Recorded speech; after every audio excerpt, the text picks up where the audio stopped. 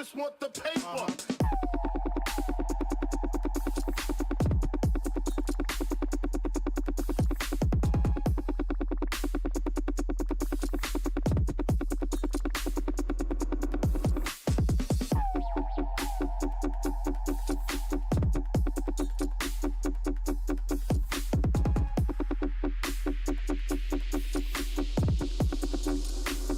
I just want the paper.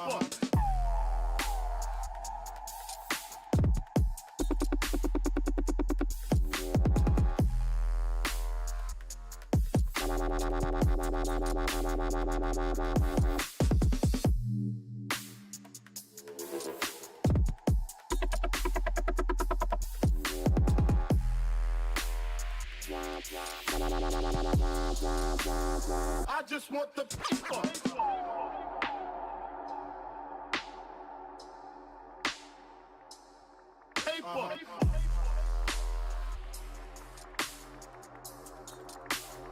I just want the paper.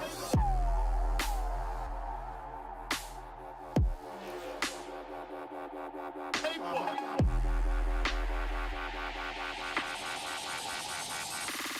I just want the paper.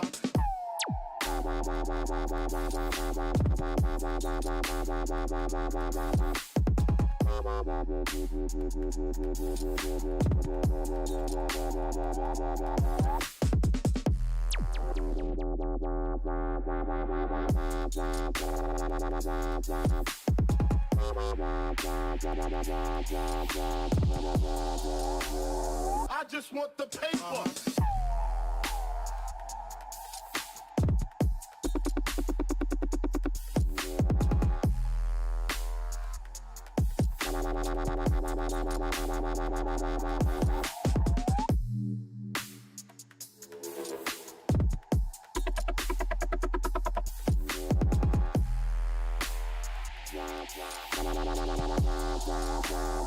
I just want the paper.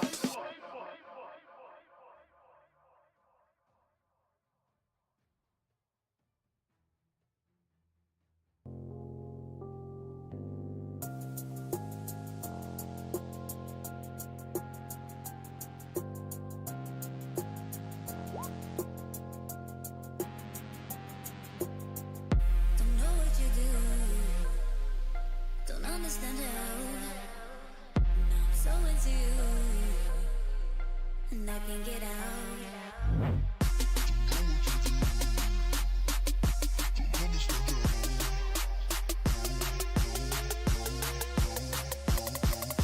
Lord, I bless you. Don't know what you do.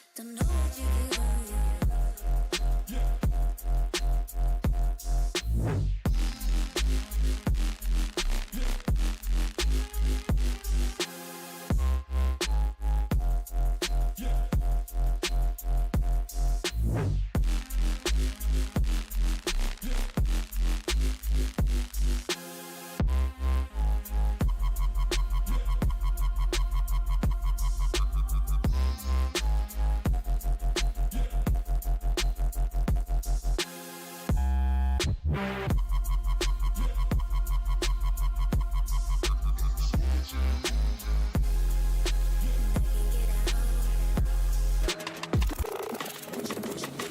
like Tabasco, tripping off some bath salts. Hit it till my fingers burning, sipping to the last call. Cooking off the asphalt, fixing the fiasco. Calling them a 9 and we back with a mask on. Vincent Donnie Brasco, heroes from the back row. Head on, whiplash, feel it in your backbone. Back with a bone to pick, back with a phone to flip. Cousin cut it up with this bag that we gon' get. Eyes closed, this man don't miss.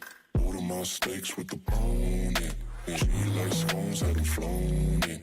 And sign on the line, yeah, we own it. And we get it, and we got it. We don't go no place without it. Talking years, we been about it. Then we flip it for a profit. Probably wondering what is it. If you need me, be busy with my head in my hands. But you gotta hand it to me, cause I head in my hands, but you gotta hand it to me, cause I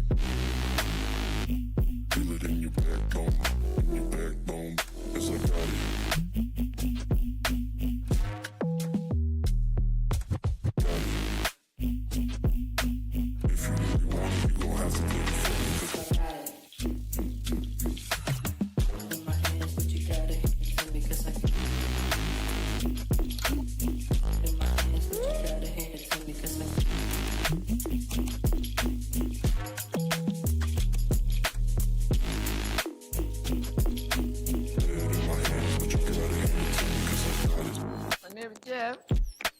If you really want it, you gon' have to take it from me, cause I got it. If you really want it, you gon' have to take it from me, cause I got it. Get it, got it, good. Can't believe I thought you could. I didn't know what to say, I just let the phone ring and it's buzzing off the hook, so I got it. You gon' have to take it from me. If you really want it, you gon' have to take it from me, cause I got it. You gon' have to take it from me. If you really want it, you gon' have to take it from me, cause I got it. Got it.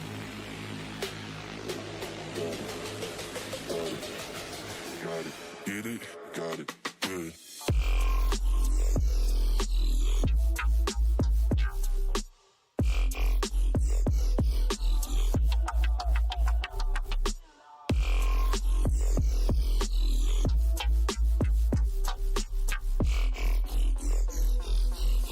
Don't speak unless you have to.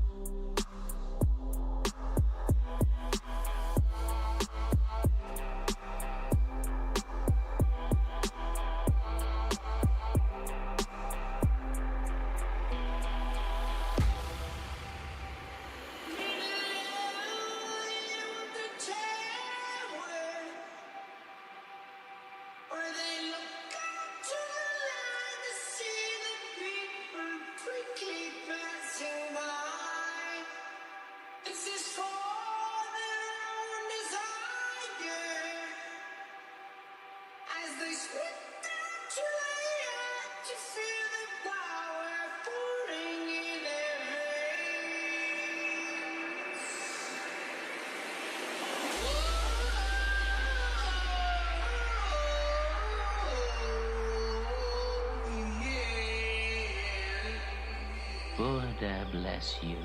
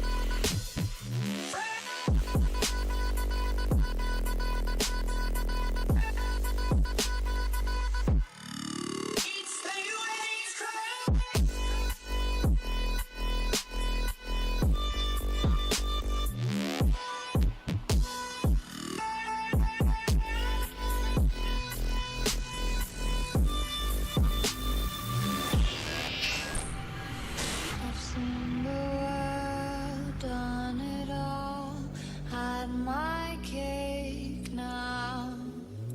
Diamonds brilliant and brilliant now. Hot summer nights, mid-July, when you and I were forever wild. The crazy days, the city lights, the way you'd play with me like a child. Will you still love me? Will you still love me? Will you still love me? Will you still love me?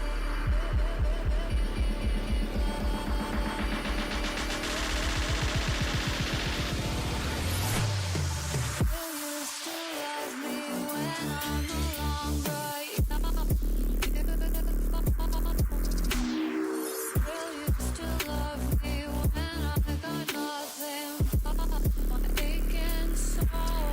I know you will, I know you will, I know that you will. Will you still love me when I'm no longer seen the world lit it up as my stage now. Channeling, Joplin, Jimmy Page now. Hot summer day, rock and roll, the way you play for me at your show, and all the ways I got to know your pretty face and electric soul. Will you still love me when I'm no longer young and beautiful?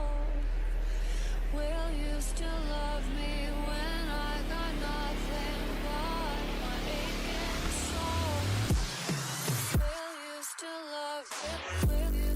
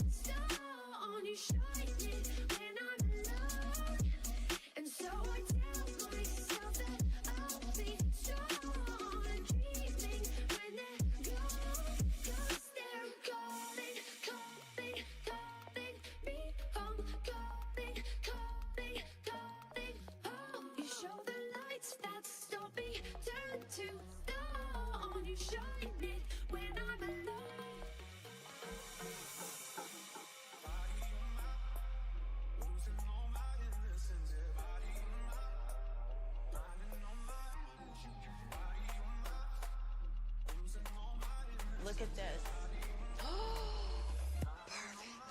Perfect. Oh my God. Isn't it great? Yes. I know, it's my dream. I have goosebumps everywhere. Look at this. Look at this.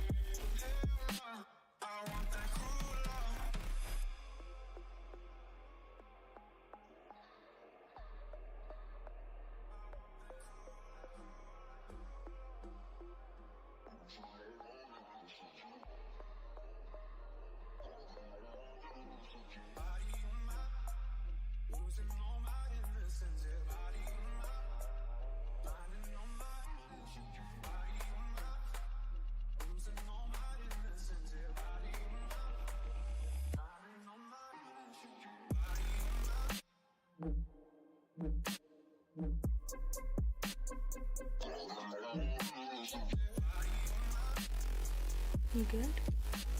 It goes good. Scared for today? About to get started? No, don't be afraid. Scared? But for who? You know who. I don't know what you're talking about. Of course you wouldn't.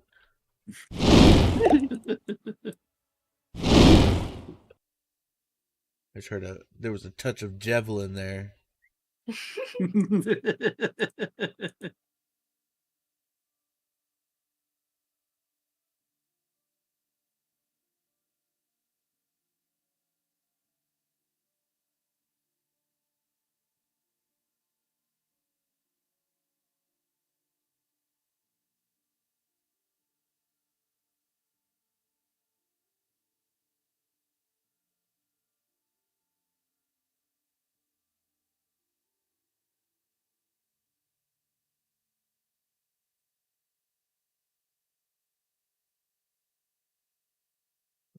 All right. I think that's everybody. Lady.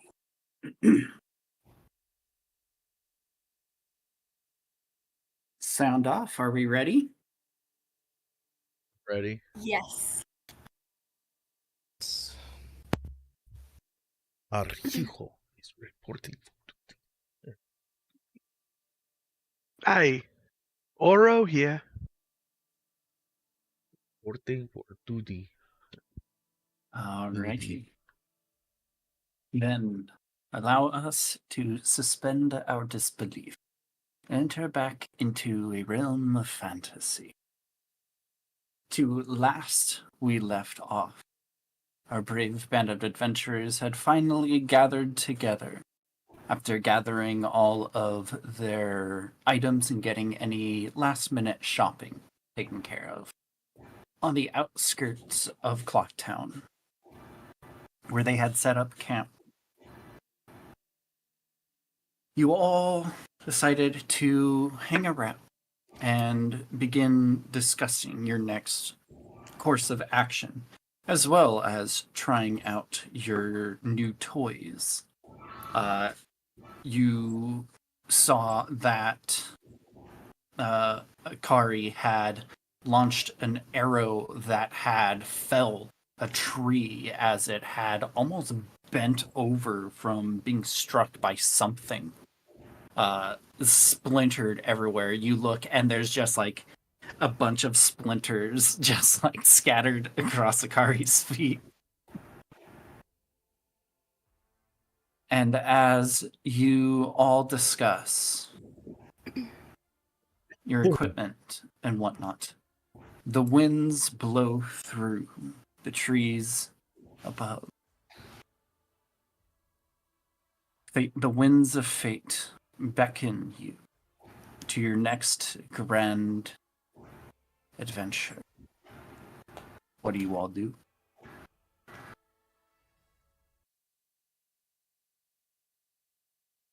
What are you all doing?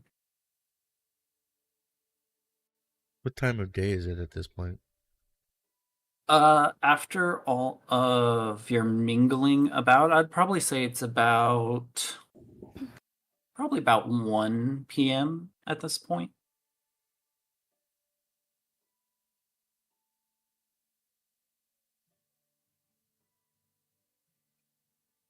Okay, and everybody's with us. Pie. Right? Love me some pie. Correct. Pie. Pie. Pie. Pie. Pie. Pie. Pie. My pie. Hey, thank you so much for the call. I appreciate it.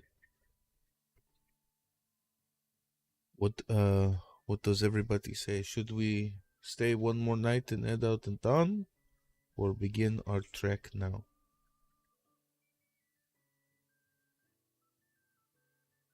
It's late 64. Are you now gonna then spam my chat with how I can buy users and bots? And you?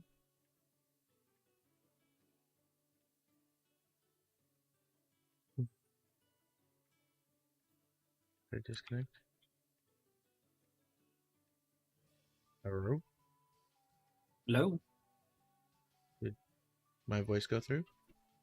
No, I didn't hear anything. Oh. So I had asked, does anybody want to stay the final day here, or should we begin our trek now?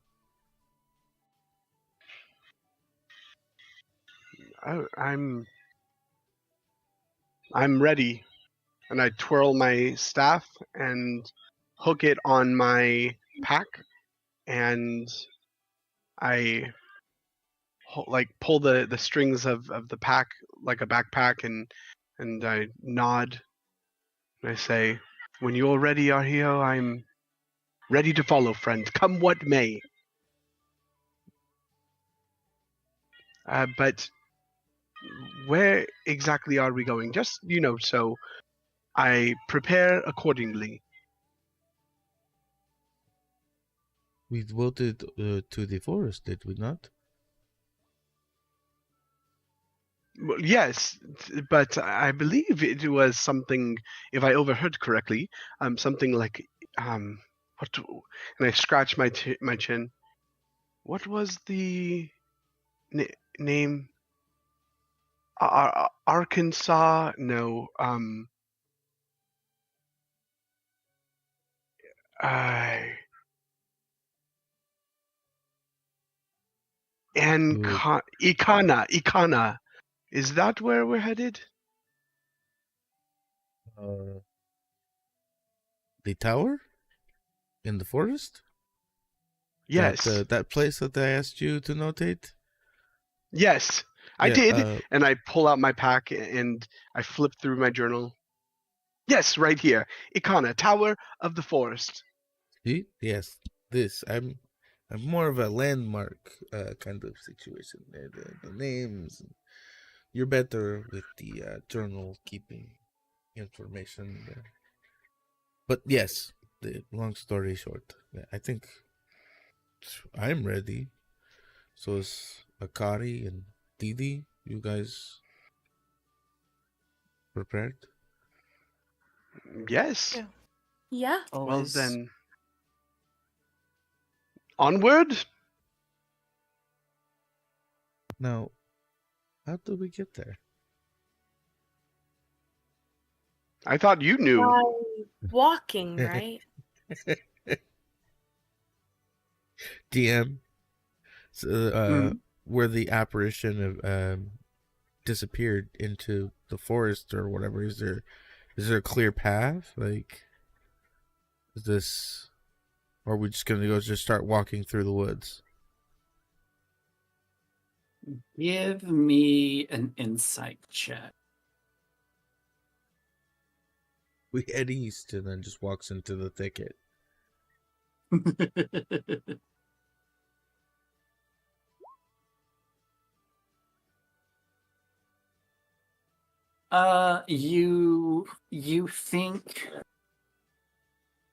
You think about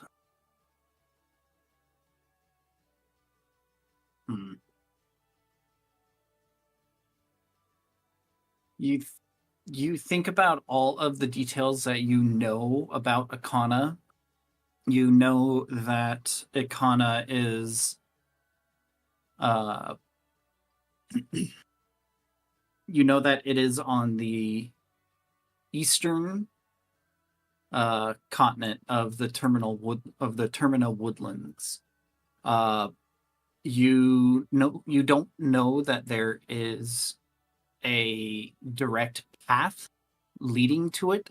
You just know that it exists somewhere over there, and your best bet would be to go through the Lost Woods.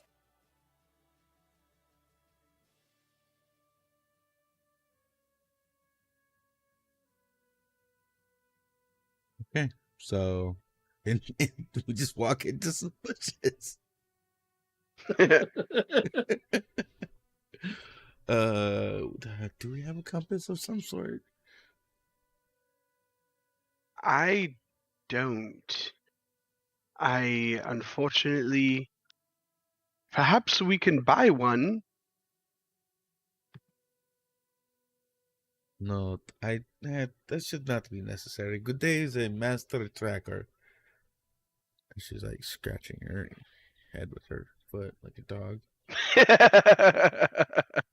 I look at her and I'm like, uh-huh. Does G'day have a compass? Don't know. She's a bow person. Maybe she's good at tracking and directional sense. She kind of reacts to. She kind of.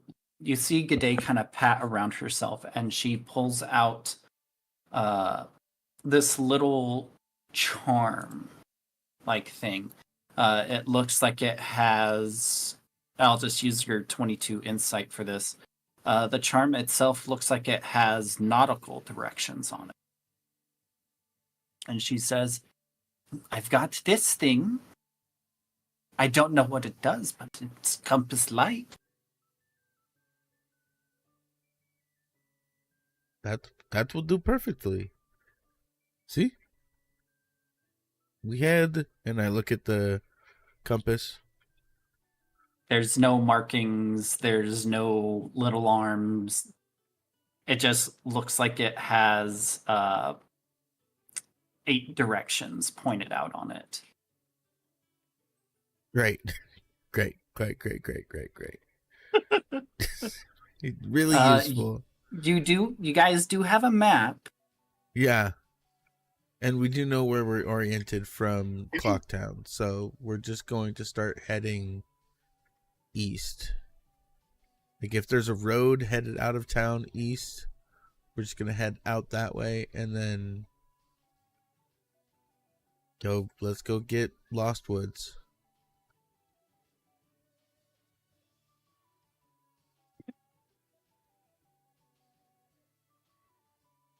I guess we start walking in eastward direction. Is there any are we near a body of water and some leaves? I would say yes, because you're kind of like on the outskirts of Clocktown, and Clocktown is a bit of a port town. Okay. Does anybody have a needle? A sewing needle? Anything like that?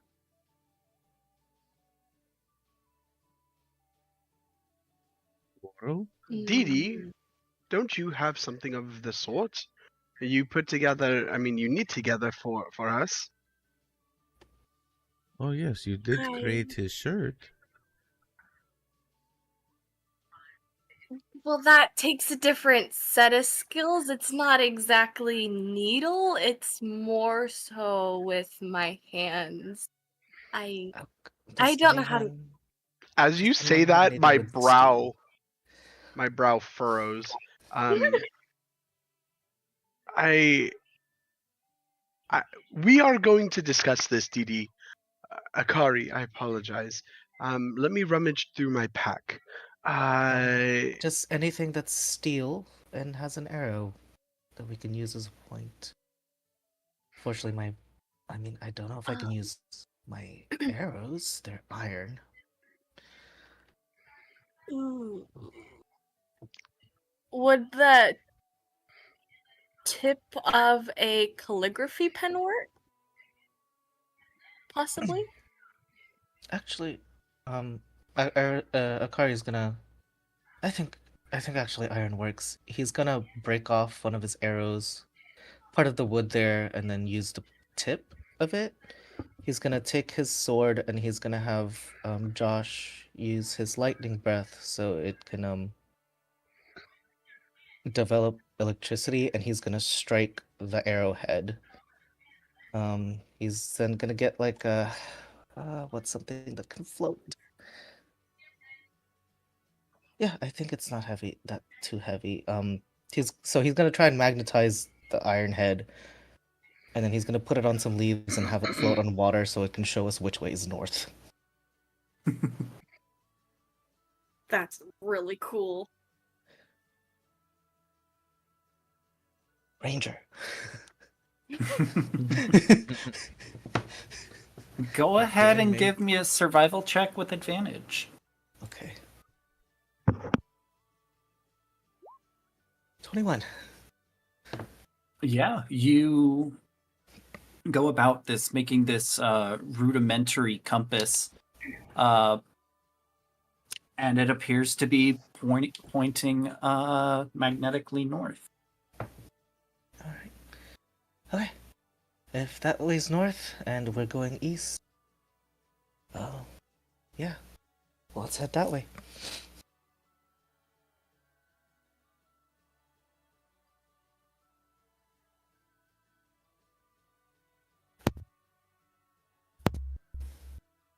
Any concerns? None. Ariho, sound good to you? Yes, Okay. that would do perfectly.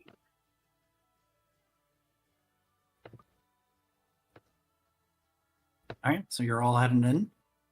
Yep. Yeah. All right.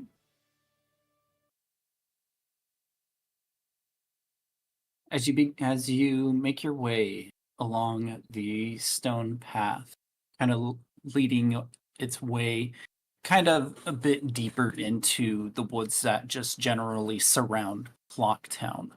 As you finally get to a stopping point, you see a warning sign posted up with some information scrawled about it, warning that going any further would result you heading into the Lost Woods, where safety is not guaranteed. And as you continue on past, you begin walking deeper and deeper into the woods, following the makeshift compass as you go walking on for probably like a good hour or so. Was there anything you'd like to discuss in that?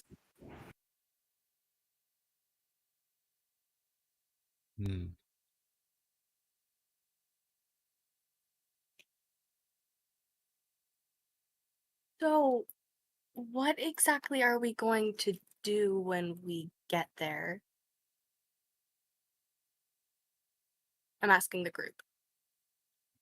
That is not yet known. I did see the spirit wander from the town. Speaking of the tower, and is clearly in need of help, or has the souls of the departed something of the king. It was really just a clue. We are following a hunch. There may be nothing, honestly, to do. But if nothing else, we have this song that soothes the spirits of those that have been departed. Maybe we could help some spirits laid to rest.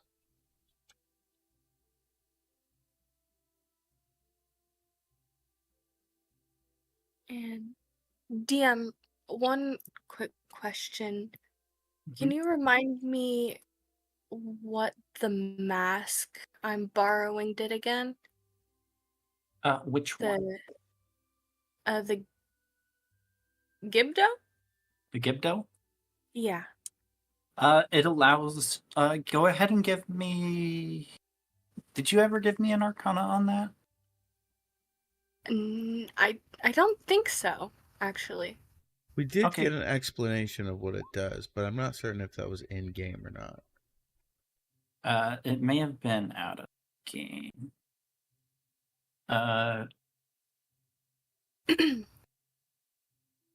Yeah, go ahead and give me an Arcana check.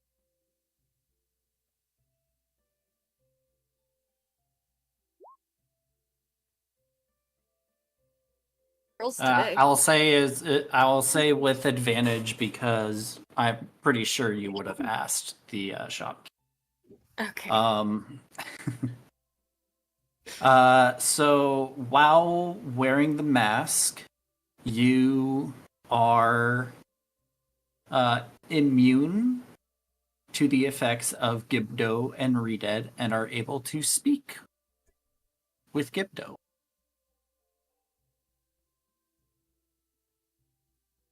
Interesting. And they will regard you as a friend.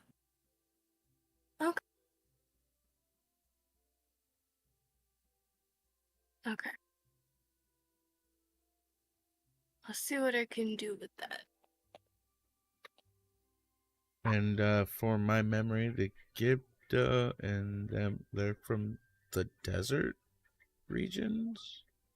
Who are these people again? I will say, while spending some time in and around Clocktown, you did kind of gather a little bit of information on what's to kind of be expected out there. Go ahead and give me a history check with advantage.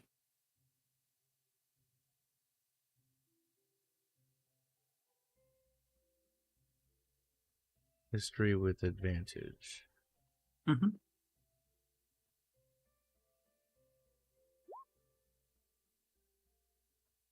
Nice. Nice. So you recall reading a bit about Gibdo and Redead in Clocktown. You remember that the Redeads are most similar to what you would know as zombies, where Gibdos are more along the lines of mummies. You know that you would have learned that they are extremely resilient and are resistant to non-magical attacks. And you would know that when threatened, they release a loud scream that instills terror in those around it.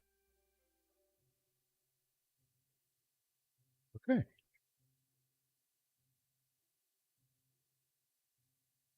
Screaming mummies. Yeah. Scary. Might find those in a crypt or some sort of, graveyard. Mm-hmm. Gotcha. Where the dead are, where we're seeing ghosts. Hmm. Lovely. Where you're headed. Huh. How Yeah. convenient. How convenient. Oh, great. Then, just as we're walking, Dee Dee is holding onto her amulet and praying, almost in anxiety or fear.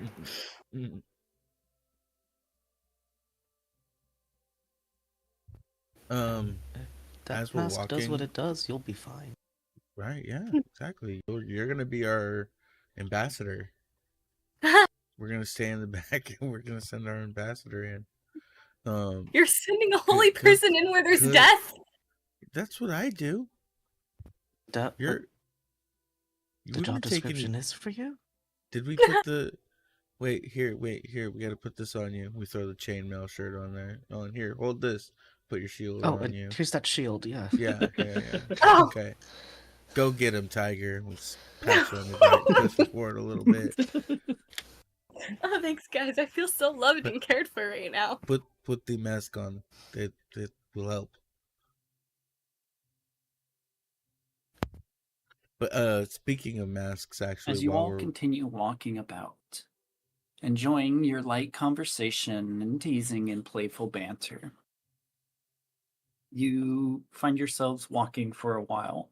And as you begin to look about, you begin to see as the woods themselves start to get a little more gnarled, a little more dense, as you see as this fog begins to almost lap out in front of you all as it extends forth and brushes past your ankles.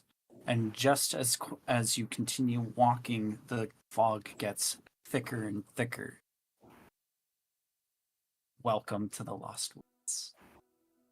thick.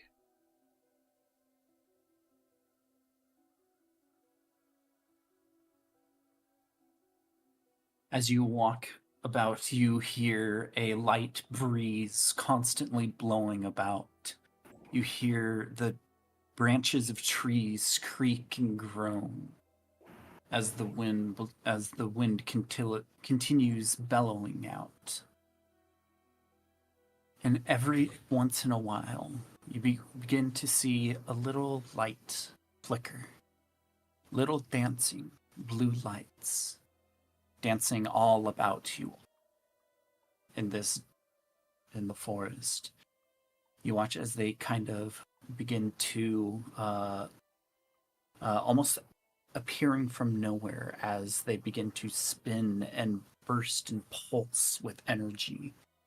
And just as quickly as they pulse, you watch as they fold back in on themselves and disappear. Everybody give me a perception check.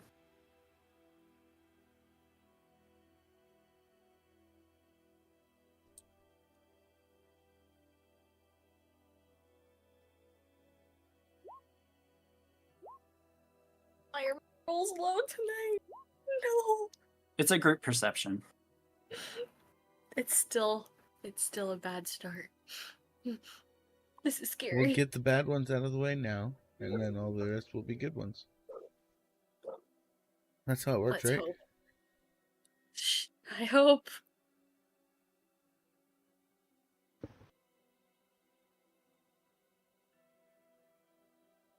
As I do, you want me to hold my narration, DM, for after the perception check? Oh no, go for it. Okay. As we actually enter into the Lost Woods, I'm walking. Are you walking up front? Are we walking kind of all together? How were we pacing ourselves? I mean, I would assume there's enough space that we could either do 2 by 2 or 1 by 1, depending on how thick the forest is kind of return. For sure. Determined. Yeah. Okay. So I would actually falter.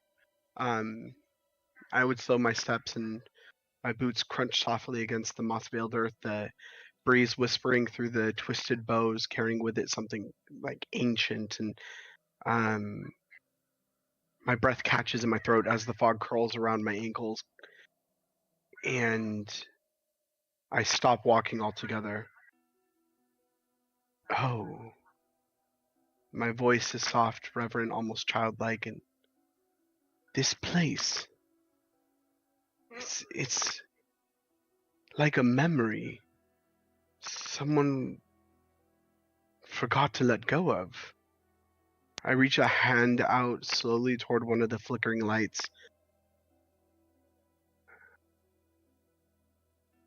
Are they alive, you think? These lights are just echoes of something that was.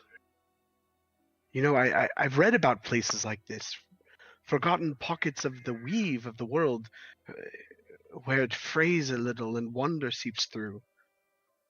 But I thought those were metaphors. As you say that, you all begin to hear distant voices begin to echo and chime in your ears.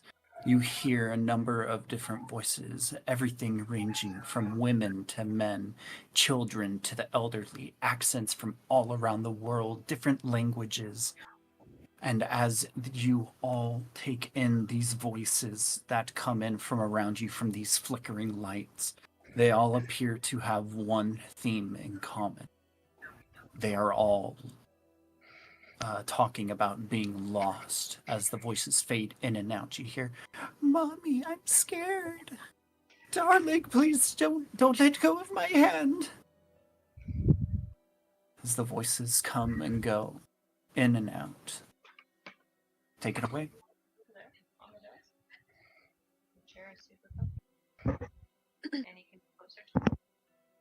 That's scary. I'm gonna lead the beginning of that and take out a small flask, and I'm going to splash around me and my couple homies. We're gonna use a bless really quickly because need all the help we can get in this unholy fucking place. And I'm gonna go ahead and bless myself, Oro, and Dee Dee. If you need to, I can also bless myself and you can bless someone else. Are you casting this as a spell? Because bless only lasts 1 minute. Ooh. It's really more of like a flavor thing kind of thing, you know? Oh, okay.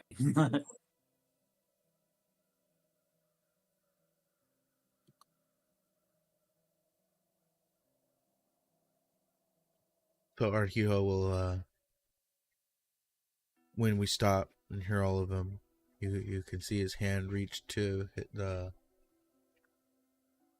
golden symbol that's weaved into his hair, and a light shines a little bit through the fog, almost making it hard to see a little further into the fog. And then just a calming sense will come over the three of us. Just a little spiritual nudge in the back. Be a slight tingle running down your spine. It would seem that this is the beginning. Spirits of the lost are speaking? No?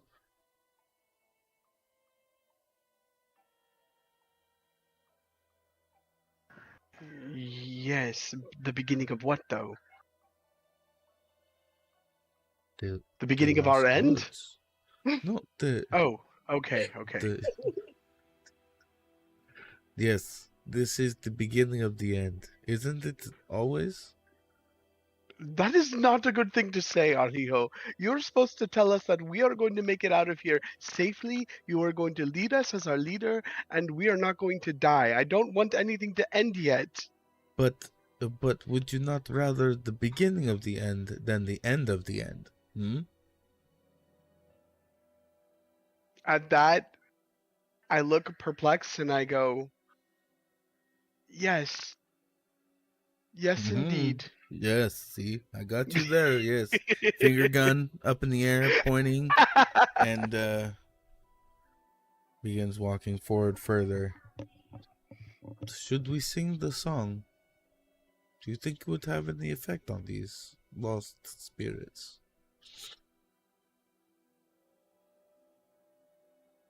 Which song? It wouldn't hurt to try. I believe some of them could use some peace.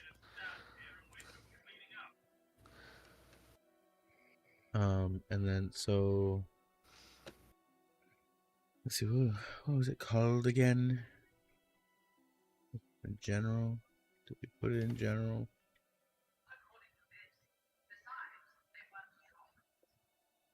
If you're looking for songs, there Yeah. is a section under the journal tab. Journal tab. Yep, journal items songs. Oh, in the actual. Okay, here we go. Yeah, in Roll20. Perfect. The Song of Healing.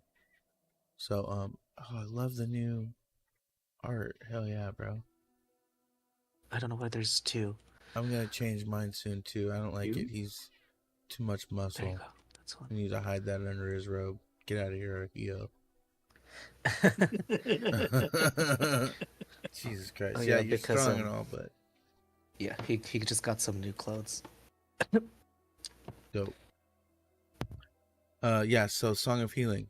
So, after casting the bless and finger gunning Oro, gonna start walking forward and start humming the song to provide almost the backup music for our performance art crew, who would seem to be good day with that 20 performance role the other day, and Mr. Akari over there with that other 20 performance role.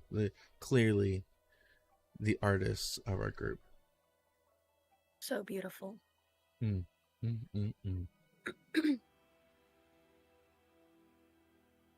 Almost makes me want to say inappropriate things.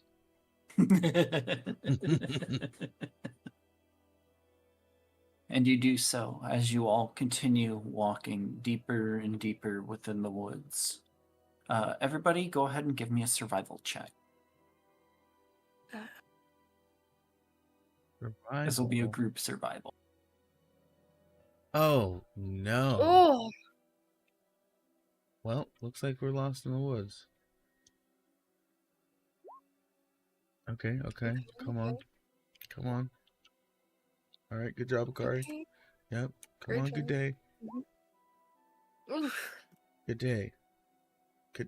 Good day. What is this? Hey, G'day's doing her best. Barely holding it together half the time, And that's anyways. also back. Or Kebos. Sobek ever asked of her. Do your best to kill thine enemies. Sacrifice a baby occasionally, at least.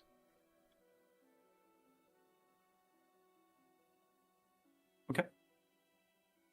As you all walk deeper and deeper, the sounds of the trees almost begin to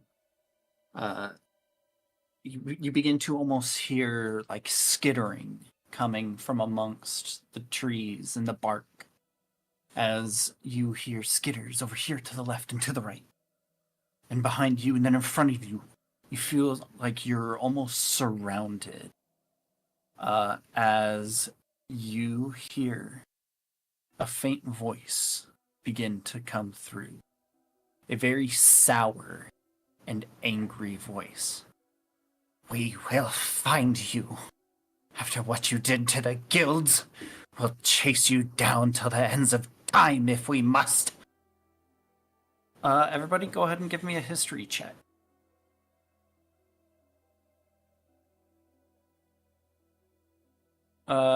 Oro, yours will be with advantage.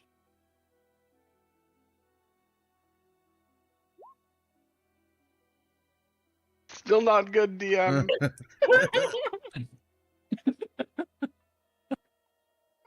What, Bubba?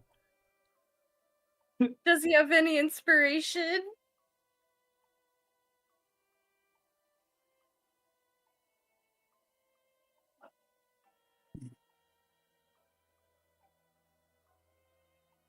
As you hear the voice, Dee Dee, you almost, this voice sounds a little familiar.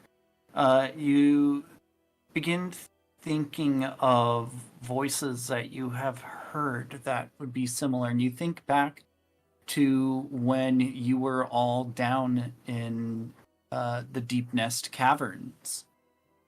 And you recall this voice calling out to Oronarius back then.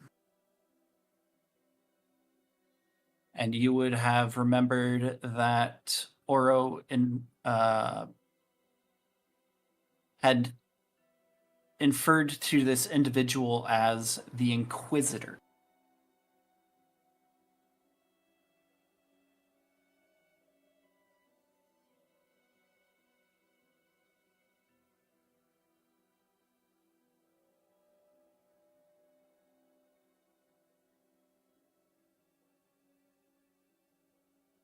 Well, what is it doing here?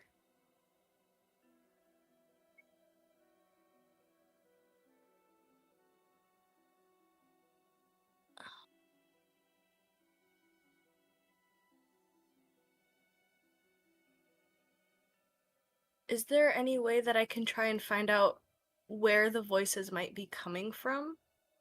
You look around as the voices come and go, come and go. More huffs about hunting someone down. But they appear to come from all around you as you watch as these little flickers of light come forth into existence with the words and then flicker out. So it's messing with us. That's it's almost as if wherever the voice is, it's all around you, but nowhere at the same time.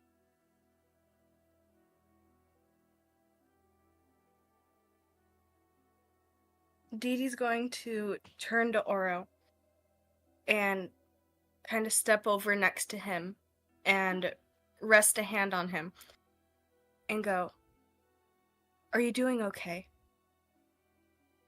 Just let's just keep moving, guys." And she's going to try and rush everybody to keep walking. I flinch just a little bit when I feel your hand rest gently on my arm, and it kind of breaks the trance that I didn't even realize I was under. And with your quiet voice, I don't answer right away. My eyes linger on the mist, the trees, and the drifting lights, the voices that are unseen and still hum just beyond reach.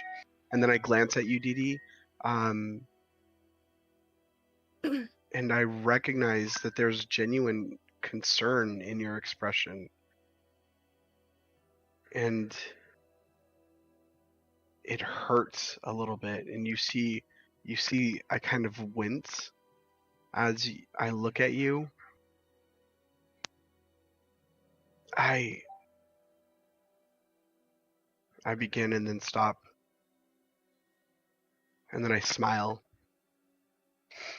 And it's not the usual frantic, showy grin that I have. It's soft and worn. And there's a sadness. I don't know. Places like this, they make you feel like you left parts of yourself behind somewhere. Parts you didn't know you were missing until now. I look back behind me, my voice quieter. But as I turn back to you, thank you for asking, Dee Dee. That's more than most ever have. And I nod toward the rest of the party. I'll be okay. Just remind me we are real. Yeah? Yes. If I start singing in tongues or hugging a tree, that's actually a banshee. Come for me. And if I start crying, just blame the fog.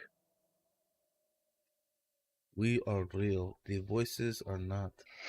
There will be many things like this moving forward, I suppose. Feel yourself against them. How do you suppose I do such a thing? I am no holy man. If anything, I am less than. Rahiho will like scratch his chin. Go into his pack and pull out some leather. Just stuff these in your ears. It will be just fine. I take them and I look at them, and then you see me kind of twist it, and I try to stuff it in my ear. And does it stay, DM? Is there anything I can roll? Or do they fall out? Give me a luck check. Just give me a d20. Okay.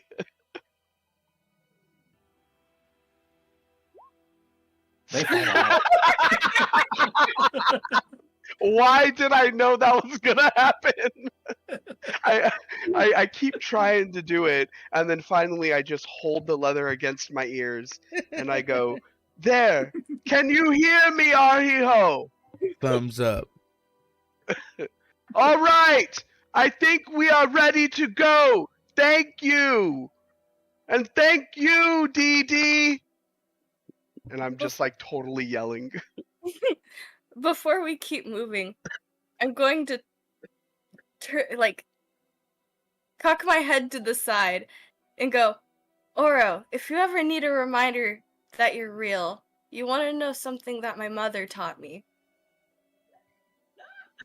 I can't hear you. I'm just looking around. And I go, "Are we ready to go?" And I'm still holding the leather in my hands over my ears. She's just gonna reach up and pinch him. Ow! What was that for, Dee Dee? And she's gonna give a thumbs up and just walk away. As you're walking away, I'm like, "No, I'm serious. What was that for?" And I'm just yelling.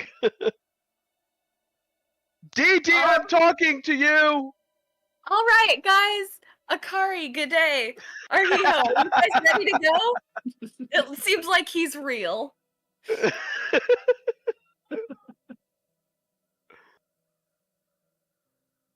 I am ready when you are, and I'm already walking. Good job, Dee Dee. And Akari's gonna break some arrows and pierce one of the trees with the arrowhead. Just leaving a mark, just in case. You know. Oh, smart. You all continue making your way deeper within the Lost Woods.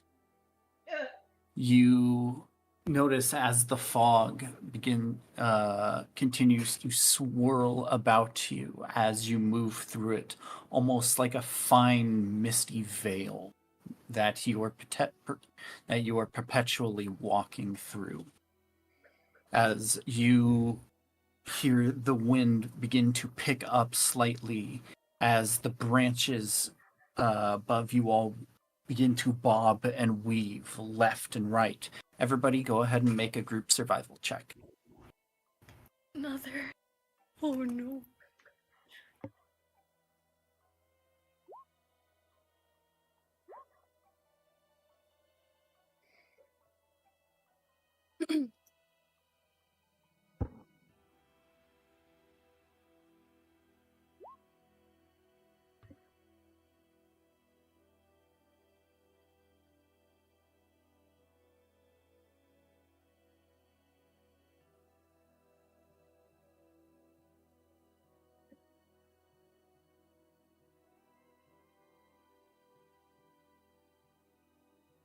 You all continue walking forward as the branches groan and creak, the wind blowing. You hear the skittering once more left and right. As you, everybody go ahead and give me a d20.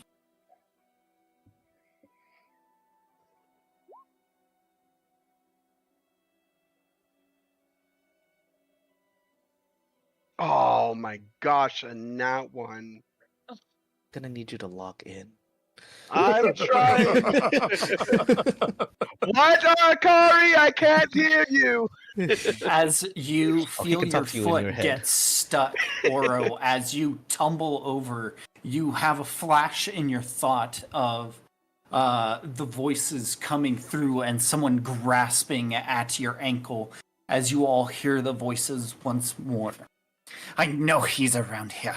Spread out and find him. Stay within sight of each other. This damned fog is absolutely insufferable. I hate this forest. And after a brief pause, you hear a male voice come through. Ma'am, we found footprints leading this way that match the description we've gathered. Now, men, we're moving out! As the voices fade away once more. Oro, you find yourself tumbled over onto the ground. I can't believe I missed all those chats. Take it away. Sorry, bud. Welcome in. As I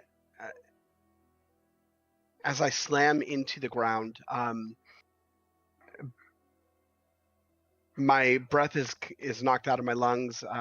Stars kind of burst behind my eyes, and I gasp and You're good. Yeah, exactly. I lie still there for a moment, and I kind of begin to curl up, and then in a moment of rage, my palms ignite, and I'm going to cast Firebolt in response at towards my feet at what was grasping at me, and then I lie there for a moment, and my heart is hammering in my ribs like a drum. Did anyone else see that? Something grabbed me. I swear it. I sit up, eyes wide, staring at my boot. There was a hand. It knew me. I think this place is showing us more than just memories. I think this place is haunted or worse.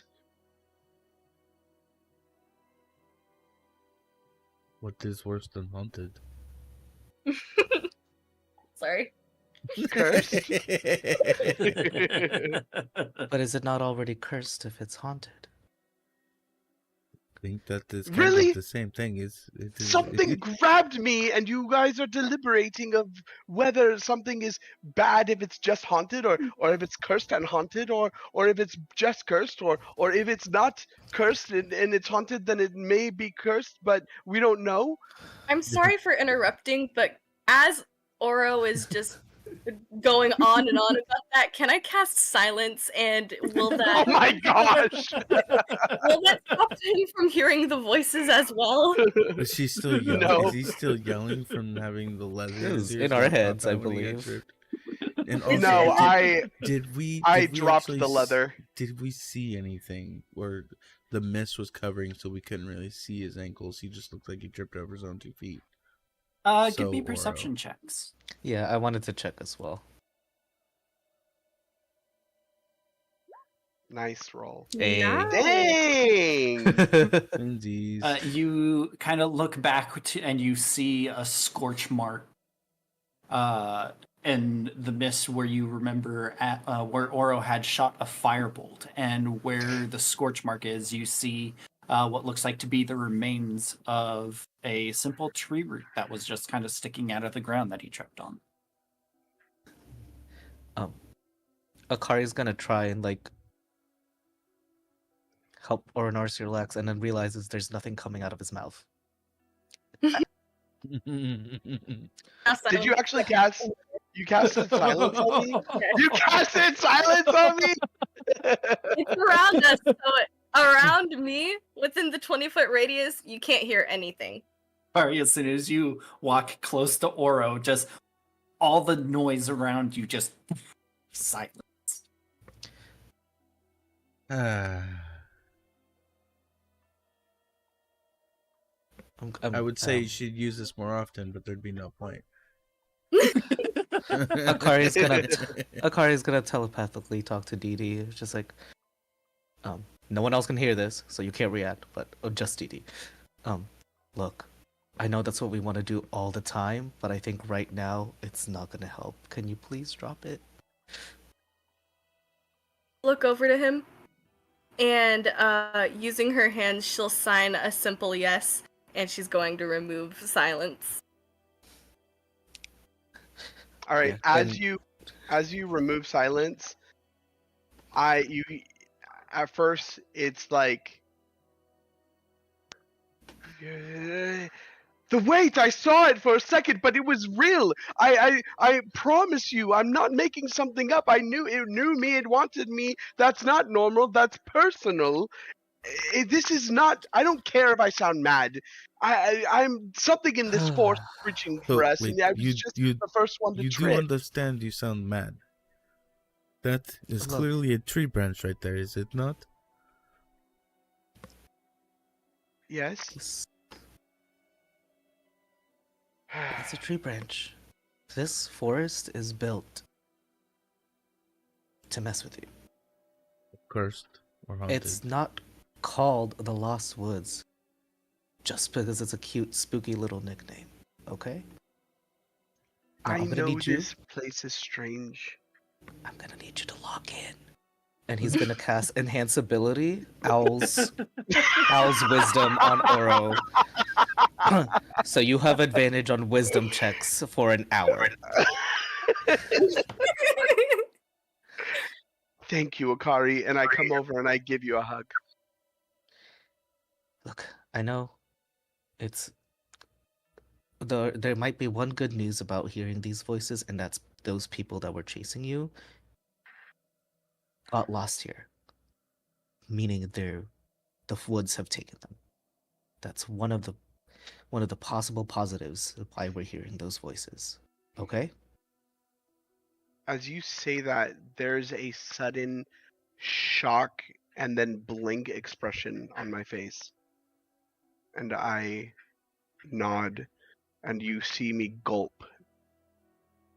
And I begin to look around, and I go quiet.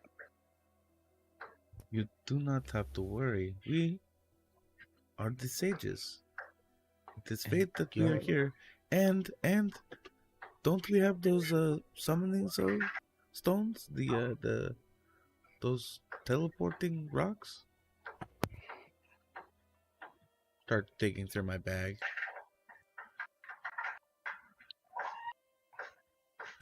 You're... The last time you were running from them, you were alone. Right now, you're not. Just stay close. Don't run off. I nod. And my eyes are scanning everywhere. Singing in the back.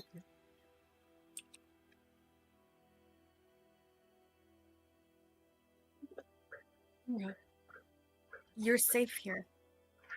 We won't let anything happen to you.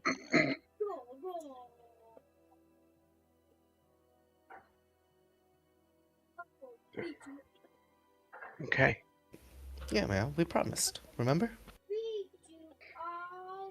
Yeah. You're right. You're right. Thank you. I'm sorry. I don't know what got into me. PTSD. It's fine. It's normal.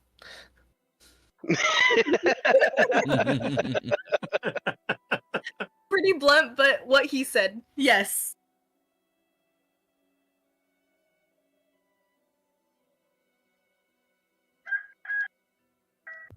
For an hour, any wisdom checks you gotta Don't make, see it, make them with actually. advantage. I wonder if we do have that. Awesome. Now, Oro, do you feel ready to keep moving? Yes.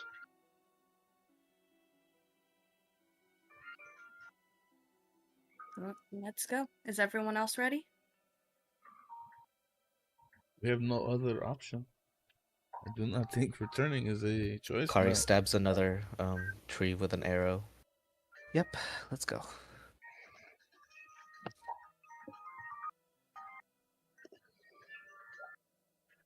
And As we you keep going. continue walking forward, you watch as the trees around you and within the mists and the fog almost begin to warp around, as the scenery itself almost begins to change. You begin to see what look like to be walls of different buildings, some made of metal.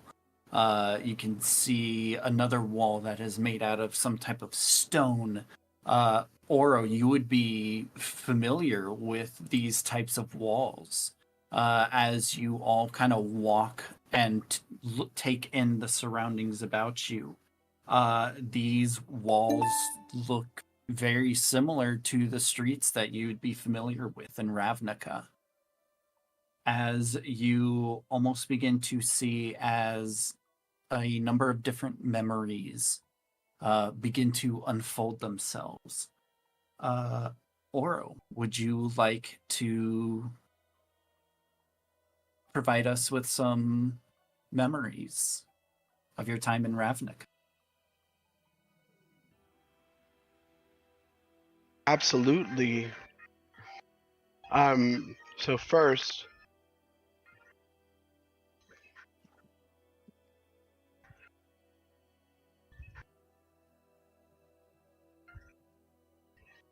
So you have full power here to like have characters like apparate like little minor images and whatnot. So have fun. awesome. Thank you, DM. Mhm. As the mist around thickens, curling tighter, denser, and heavier, and I see the stones rise where the trees once stood, and fog curls into archways and spires, shattered mosaics. I blink, and my olfactory senses, everything begins to heighten, and at this point, even the air smells different, and it's a smell of, instead of the smell of the dense forest around us, I take it in, and it's the smell of oil and copper and old ink. The groan of the trees for me fades away into the creak of clockwork and the distant hum of weave infused towers. I see familiar walls, fractured banners, broken glass in my old laboratory window, cracks run through it like veins, and you hear me say, No. No. No, this isn't real. No. But I hear my boots step on the cobblestone that I know too well, and each chip a memory. There, the alley where I used to hide from guild enforcers. There, the shadow of the lectern where Bizathuth stood over me, half flesh, half steel, whispering truths that turned into chains. I stagger back a step, and you hear me say, why am I seeing this? I spin, my vision blurry, and I reach out and I touch the wall, the stone wall beside me, and it's warm. I didn't ask to come back. I escaped. I survived. And I see Bizathuth standing at the far end of the corridor, watching, smiling, and I freeze. No.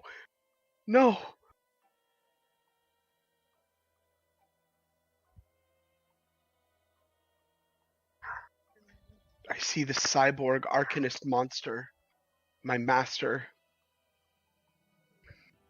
wearing knowledge like armor, speaking in formulas, writing in runes, moving like a thing built, not born.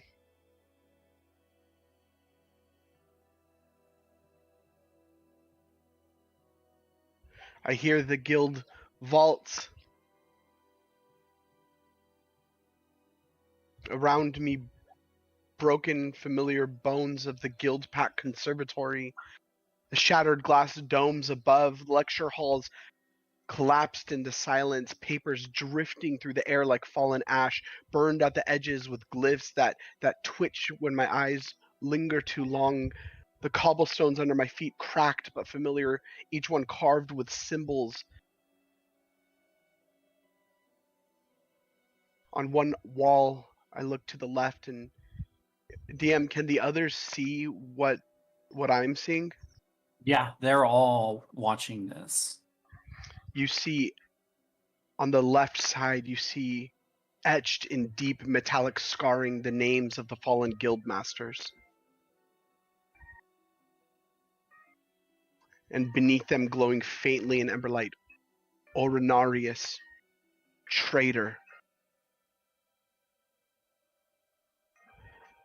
Bizathuth,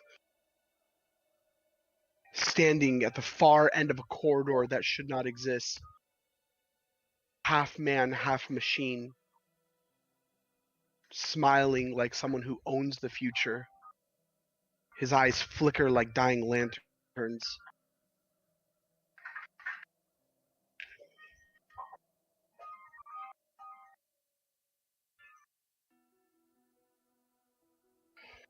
And as you see him,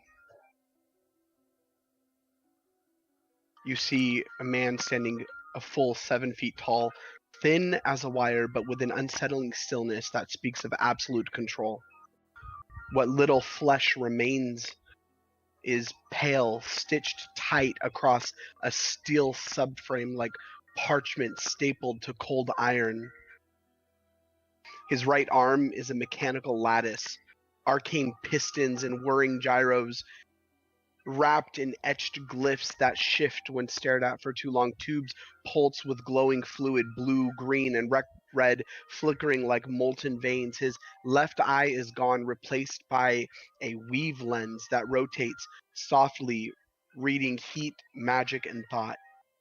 Over his chest, a segmented metal plate flickers with Izzet runes, some of which are now corrupted or fused with Demir sigils, a horrifying union of unstable invention and perfect deception. His voice a haunting, soft, calm, and precise. Every word sounds measured, like he's narrating your obituary as a courtesy. His robe is long, split at the sides, made of the finest of knoll weave, an anti-magic property that when spells are cast toward him, it swallows them up. black, red, and silver, and it never moves with the wind, only when he chooses. Underneath, arcane generators hum and glow softly, and a faint scent of ozone follows him like an omen. But it's his smile that lingers, not cruel, not manic, just confident.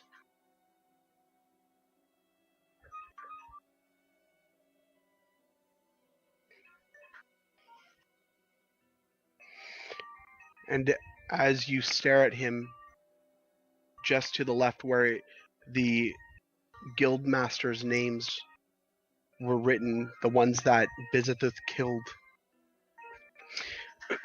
you see the wall shift and long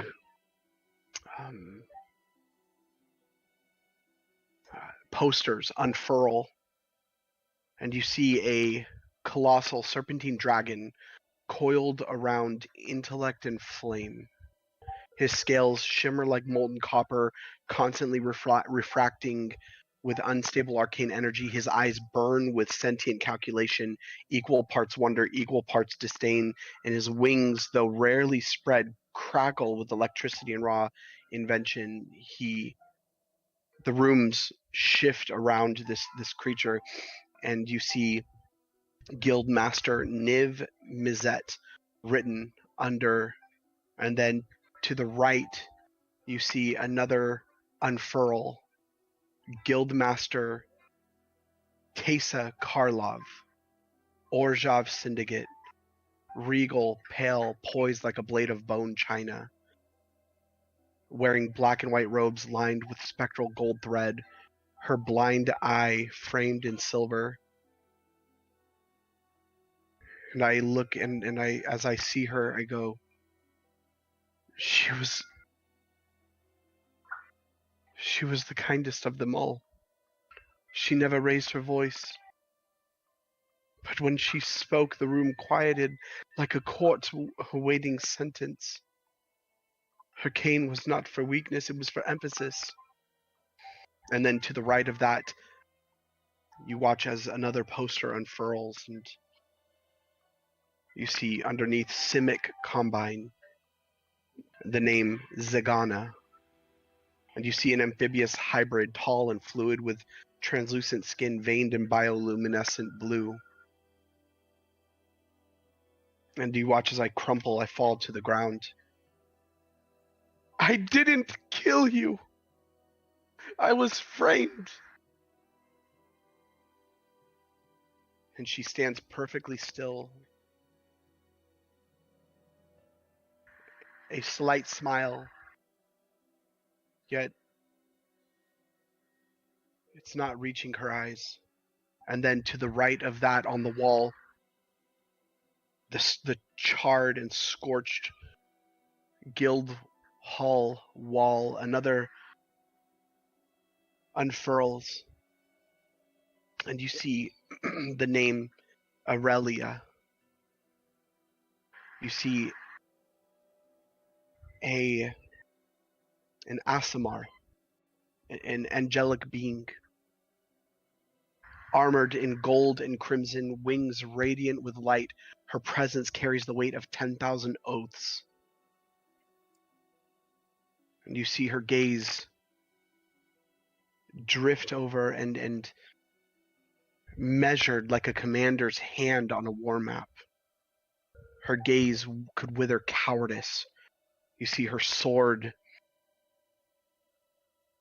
regal, beautiful, the scabbard etched in gold and silver inlets that twist and turn in sigils that it's almost as though one sigil is woven directly into the next, all the way down the scabbard. And then you see to the right of that another poster unfurl, and you see the name Vraska. You see a tall, statuesque, serpentine yuan ti. Her hair coiled and twitching with slow, deliberate menace.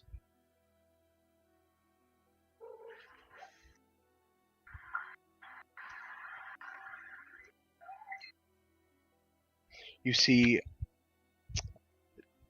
another one unfurl, and you see Rakdos, this elegant looking demonic presence, muscle and flame and chaos, horns twisted like broken towers, face split wide with a grin that dared you to laugh or scream, piercings, branding chains that clatter.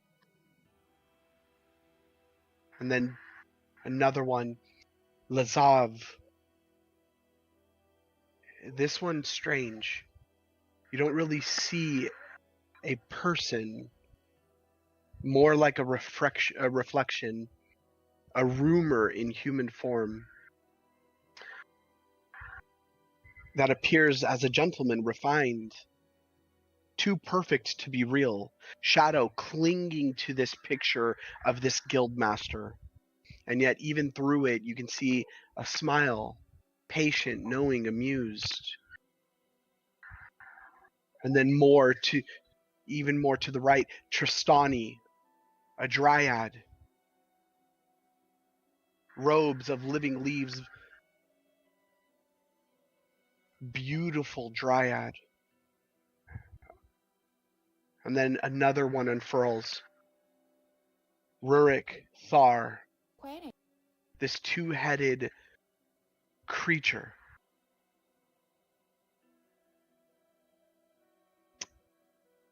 And then finally, the last of the posters unfurl, and you see the name Kea.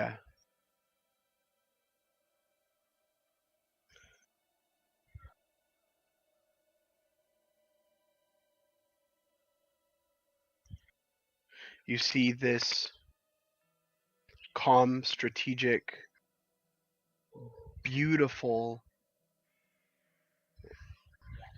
woman.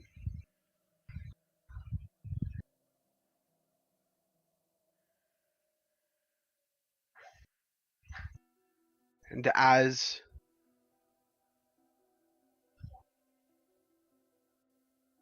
these posters unfurl, standing at the end, you see the fog deepen, twisting into archways and corridors.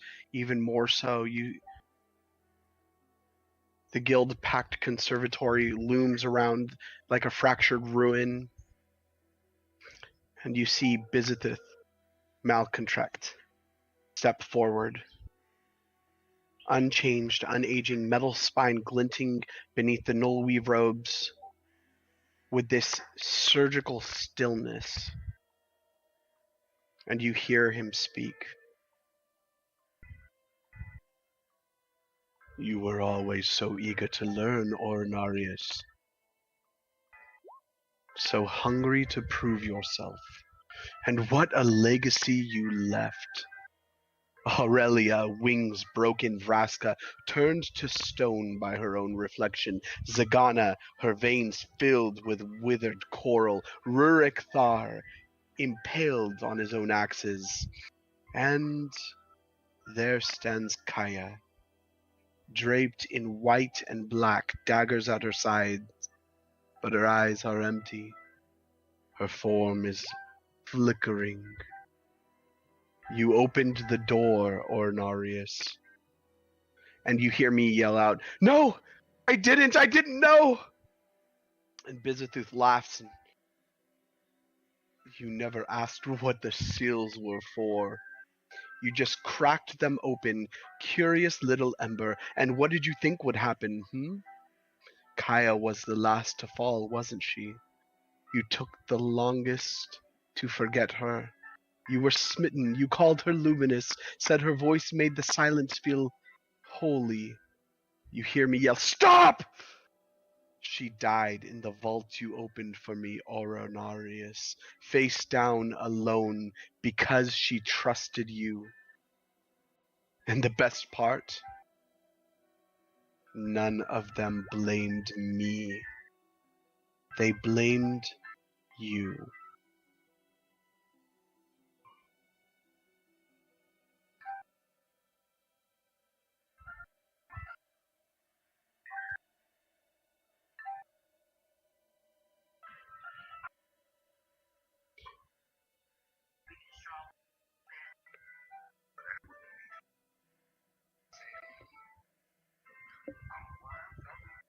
You watch as Oro crumples.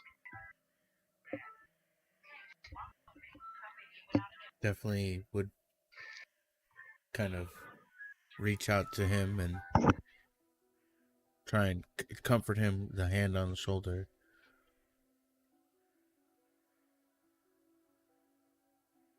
I am sorry this happened to you.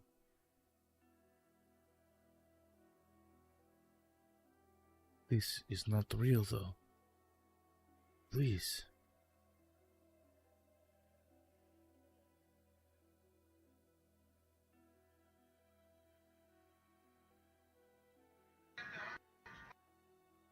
I don't respond.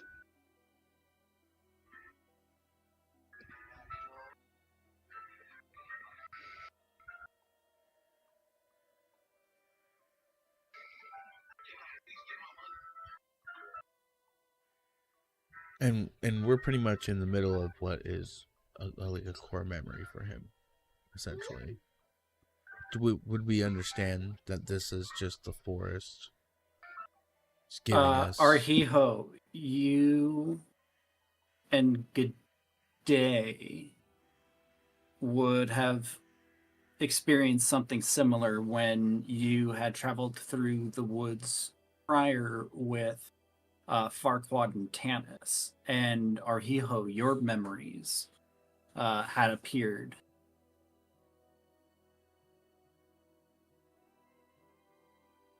So yeah, essentially, I would understand that this is like a memory of his that he is sharing, in a sense. Mm-hmm.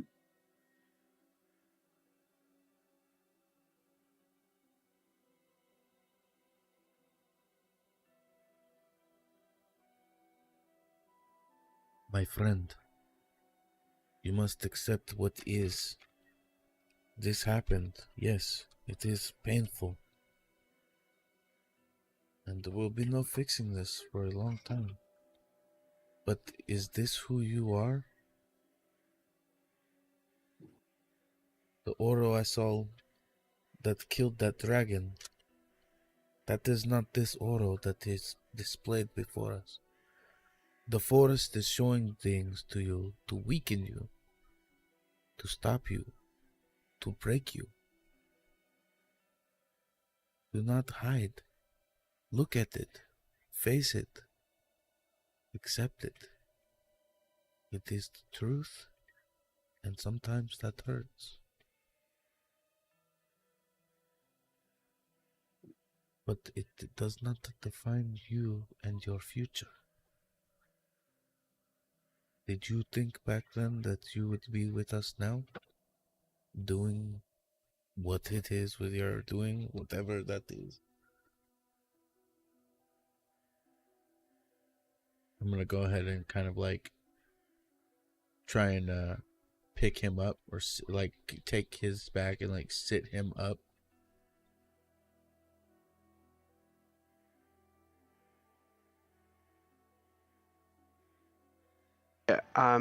At first, Arhio, I don't look at you. I can't. My eyes fixed on the spectral image of KF fading into the mist. Go ahead. Just so you know, I'm actually at your back. Oh, okay. Like, yeah. You're a little spoon, I'm big spoon. Aww.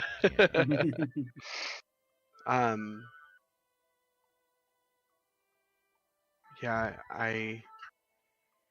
my fists are clenched. My breath is shaking. My eyes fixed into the mist, the ghosts of the halls that I once called home, now warped and weaponized.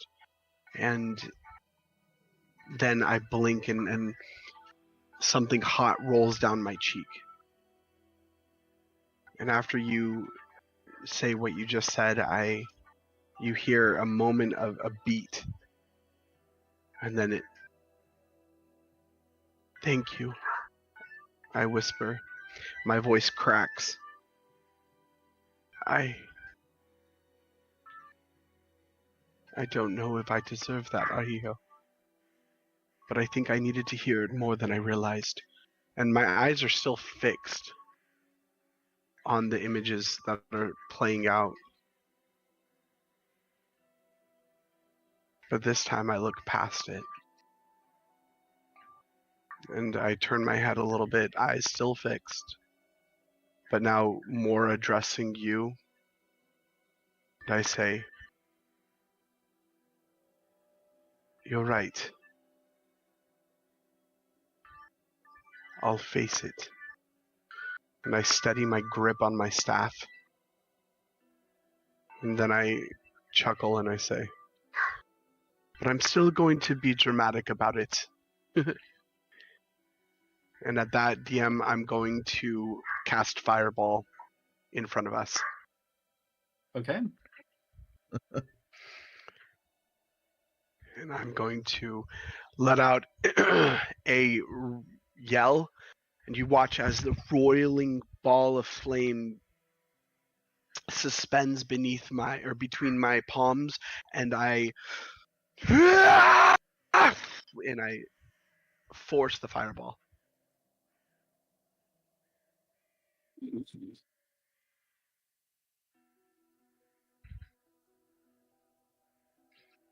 You watch And it as roils. the. Go ahead. Oh, sorry. As you cast your fireball, you watch almost as the mist itself wraps around your spell as it bursts forth. Continue. Sorry. No, that was beautiful. That was beautiful. And I get up and I wipe my cheeks.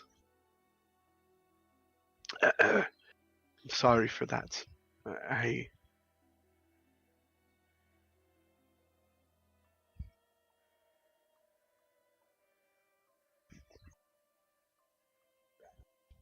None of us are immune to our past. But we must do as best we can, like Iskari has said. Lock it in. Lock it in. You're right. And I actually like put out my hand for like a fist bump.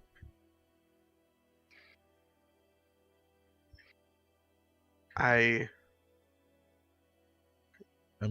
bump your fist, and then I grab your forearm like a warrior's embrace, and I take a slow breath, and my hand still trembling slightly as I bring it back to my staff. The mist still clings to the edges of the path that we're on, and I nod and I say, "My full name is Ornarius Sovarith Lethandril Emberquill. But there was a time in Ravnica when I was simply known as Subject 17. One of many until I wasn't. Bizathuth Malcontract found me when I was young. Raw talent, lots of flame, not much control. And he was everything that I wanted, and everything that I wanted to be. I wanted a father, and he was one. He made himself as such. I needed a teacher, and he fulfilled that role better than any of the others that I have ever had. Powerful, brilliant, respected, terrifying. But I didn't know that part yet, not then. He taught me magic, real magic. The kind that bends light, melts iron, splits ley lines down to the syllable. And he made me feel seen. Not safe, never safe, but seen. And then he used me. And you hear the creak of the staff under my fist. You see my knuckles are white as I'm gripping it. There were vaults under Ravnica locked with ancient seals, protected by oath, blood, and memory. And I had the right blood. I didn't know it then. Now I do. Enough of my blood, and anyway, he sent me and told me we were preserving history. I opened them. Doors no one had touched in 1,000 years. And inside there was power, secrets, weapons. And then people started dying. There was an explosion, the guild masters, assassinations disguised by accidents, vanishings, and one of them, Kaya, she was the only one who ever looked at me and didn't see a tool or a child. She called me bright, said my mind was a kind of fire the world hadn't learned how to hold yet. She died in a vault I opened. Because of me. Izitheth disappeared, and all the paperwork pointed to me. They called me a traitor, murderer, planar fugitive. And now this forest, these damn woods, it's pulling it all up. Every failure, every broken oath, every hand I didn't hold when it reached for help. But I didn't kill them.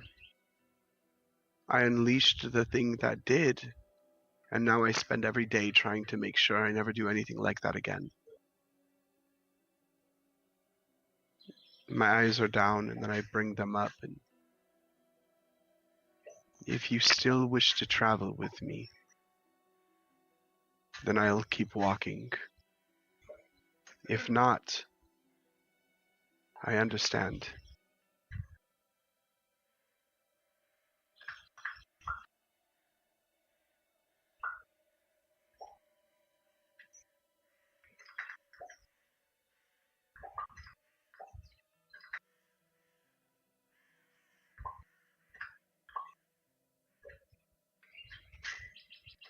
Well, I take it that no one wishes to travel with me anymore. No, it's just What? a weird place to ask that question. I mean, I don't want to get lost in the woods, so for now I'll walk with you. How about that? Ah, okay, thank you, Akari. That But after the woods, maybe that's a different story. We'll find out.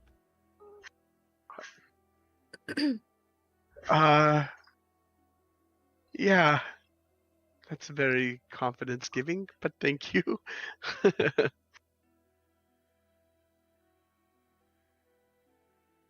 All right. Kidding. I'm kidding. We're friends, Oro. Friends stick together.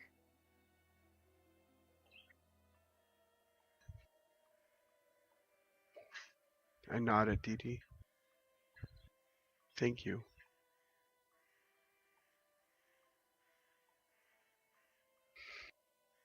All right. Well, then let's venture forward.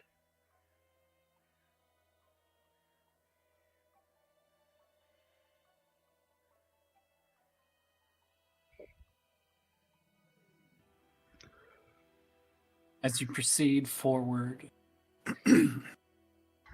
the sights of Ravnica, of Oro's memories, flicker in and about still about you all. And as you continue pressing onward, everybody go ahead and give me a survival check.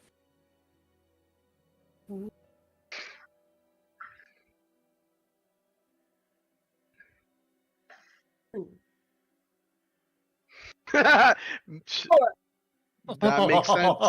That makes sense.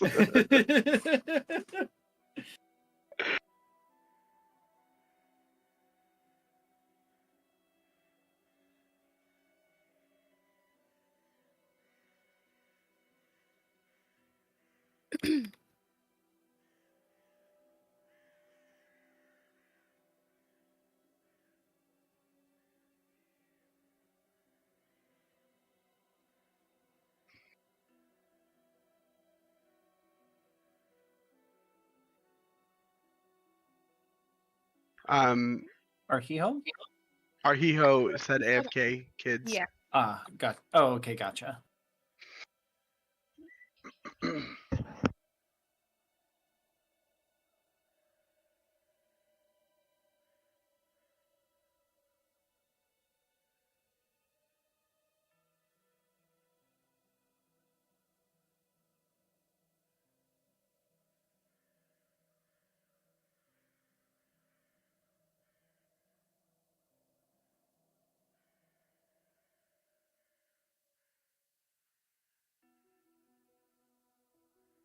Okay. Let me do a good day roll. Good day. Oh my. Have all my good day rolls been... I think I've only hit 7 and 8s with good day today. Yeah, they've all been 1 digit. 7, Does she really only have a 1? 4. Yeah. To wisdom, yeah. Oh my god. I think her highest is like stealth or sleight of hand. I think Acrobatics, sleight of hand, and stealth. They're all aren't at they plus 8s. Yeah. That's insane.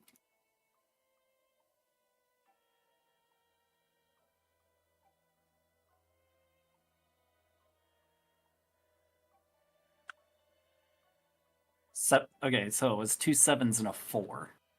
Wow.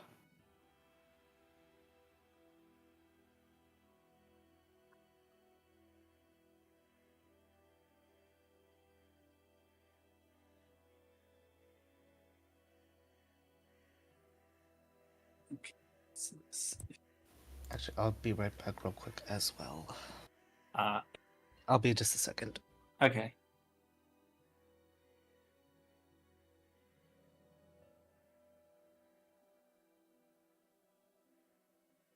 Okay, so total goes...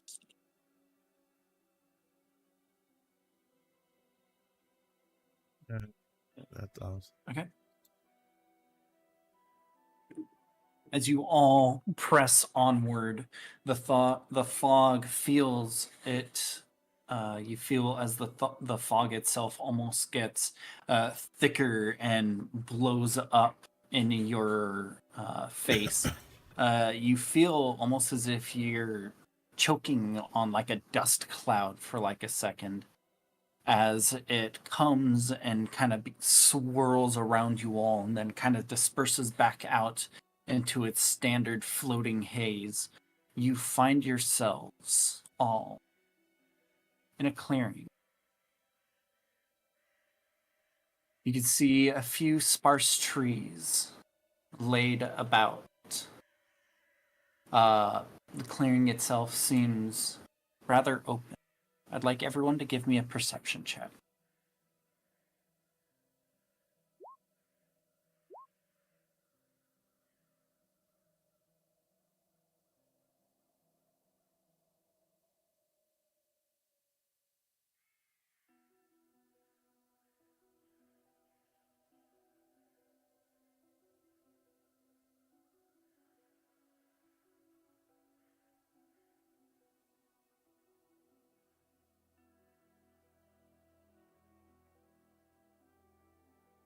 All right. I would like everyone to go ahead and place their tokens out around the Kebos token. Do not see a Kebos token. I also do not. Should be Kebos right token. here. Ooh, is this one of the things where... Yeah, okay. Ruh-roh. Oh my. That's not gonna work.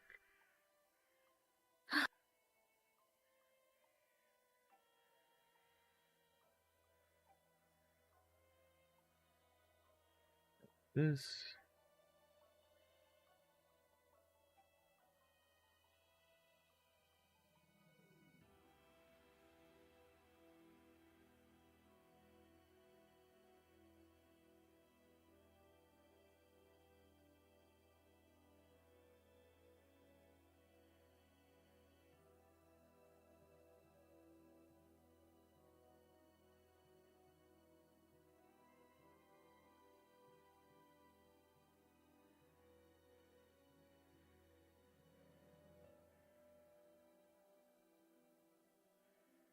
Did you want to get a border for your token while we're waiting Yeah, I'm for... trying to figure that out right now. I remember there's a website I used. Do you need the link? Yeah, do you have the link? Yeah, I'll drop it in general. Yeah, please. Thank you. Mm-hmm. That's hideous.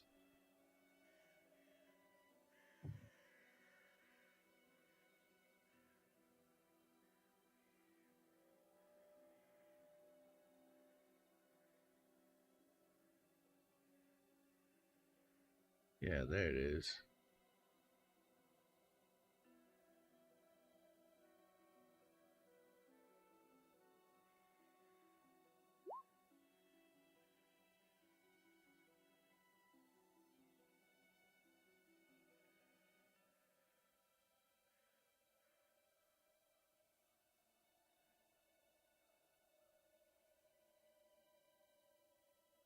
I'll go back to Kari. Give me a perception check.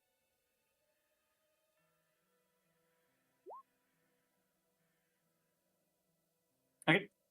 As you all find yourself here in this neck of the woods, you hear the sound of metal footsteps, and you hear a male voice call out, "Ma'am, we found them!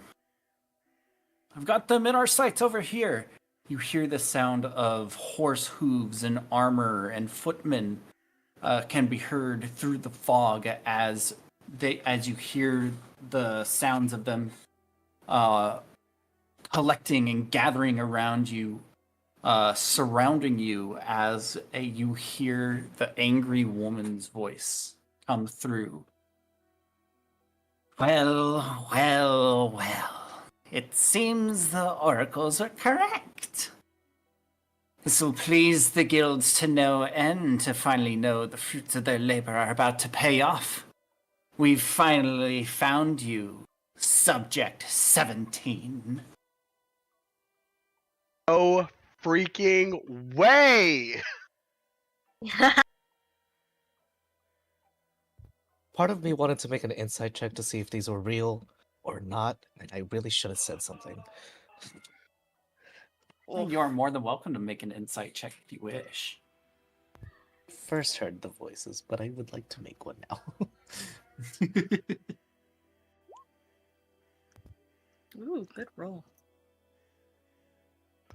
It's being kind to me today. I don't know how much longer this will last.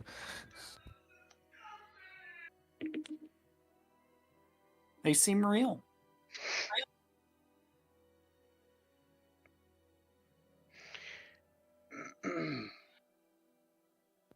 Does she look? Oh, I'm so sorry.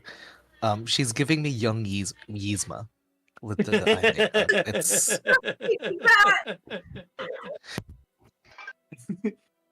So, fun fact about this token. I made a young Yzma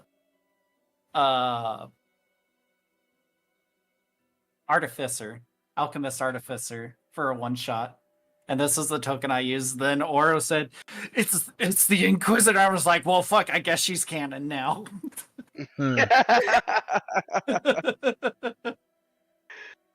Beautiful. As she says that, I glance at everyone else. I raise my voice, and my heart is pounding, and I say, "I'm not your subject anymore. And if you want what's in my head," I begin to summon the arcane energies within the staff, and I go, "You're gonna have to fight through a very chaotic, deeply emotionally unstable, and unreasonably dramatic wizard and his friends," and I want to immediately attack.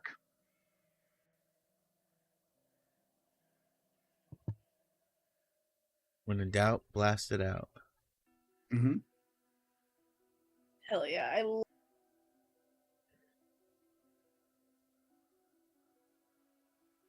Can I attack? If you, that is a question. Does Oro attack? Yes. How is he attacking? All right.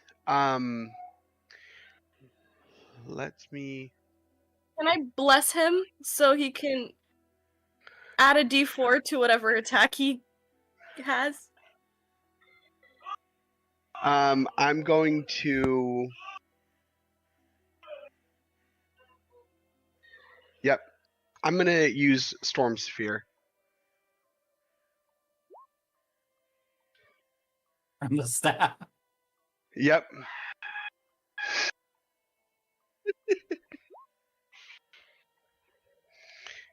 On the ones right here. Sorry, ping. On those two? Yep.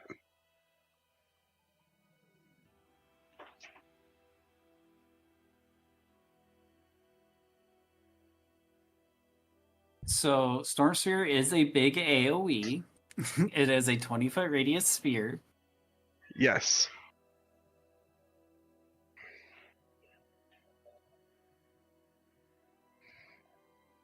It said 20, not 40. It's a 20-foot radius, which means it's 40 in diameter.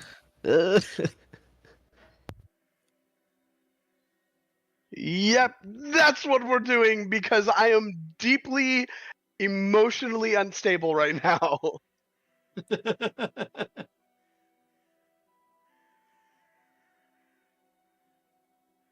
So just those two? Actually, if we can get all three of these in there somehow, I would probably do that. Something like that? Yep, perfect. And I just blast it, raise my staff up, and I go, "Ah!"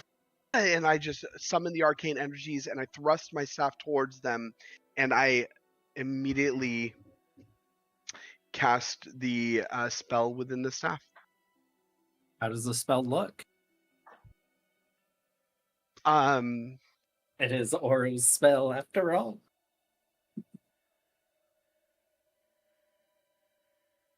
Yeah. So as I shout out that I'm not their subject anymore, I summon. I At first, I slam the butt of the staff against the ground.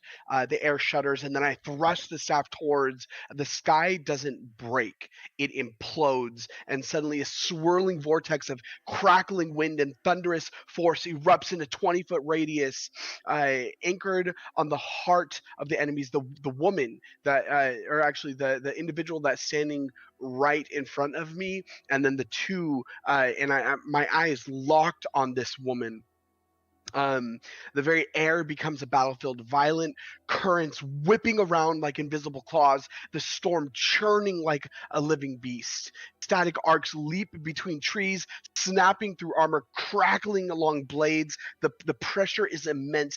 Hair on our bodies lift, lungs tighten, the roar drowns out speech, drowning the world in howling wind and the endless rumble of thunder not yet unleashed. And then just this cacophonous boom radiates through everything. A single bolt of lightning tears from the heart of the storm, and I try my best to guide my will through it, slamming into the nearest threat. The light is blinding, the sound is war. My voice echoes through the gale, and I yell out, "You wanted Subject 17! Here I am!" I would like everyone except for Oro to roll insight. Oh, you're killing me, DM. You are wrecking Oro's heart right now. He's way too close and almost gets hit with a sphere. He's not paying attention.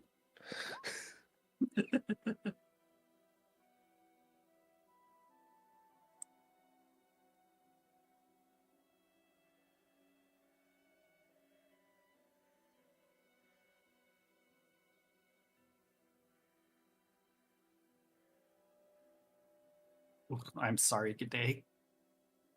Hit double digits. You hit it double digits. I finally hit double digits over there. It's been rough though. All right, yeah. Dee Dee, as the tension in, you can feel the tension in Oro's cries. You can feel his intention. If you trying to think how to word this. You watch as Oro raises his staff, and you get a hint that Oro is about to attack. I need everybody to roll initiative. Dee Dee, you have a surprise round if you wish. Hold on, wait. How did You basically get a round before the actual turn order starts. So basically, you get to take an extra action at the top of the round for the first round. Okay. Do we see the ones that are down here as well? Yes. You see all of the ones that Okay. have surrounded you. Okay.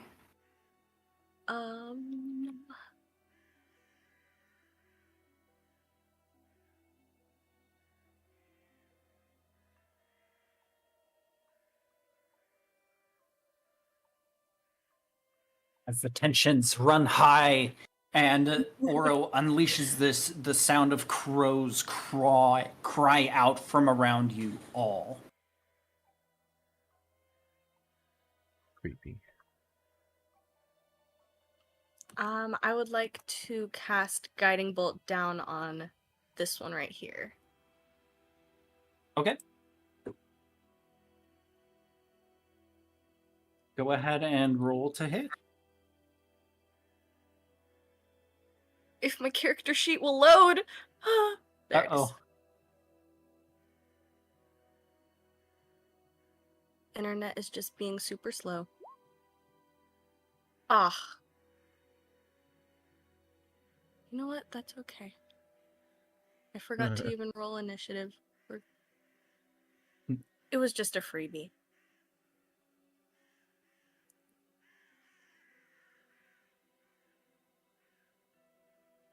I'll say it was a threat then.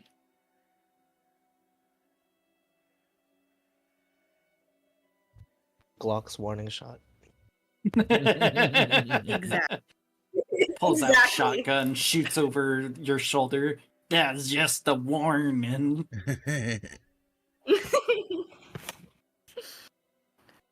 An ambulance, but not for me.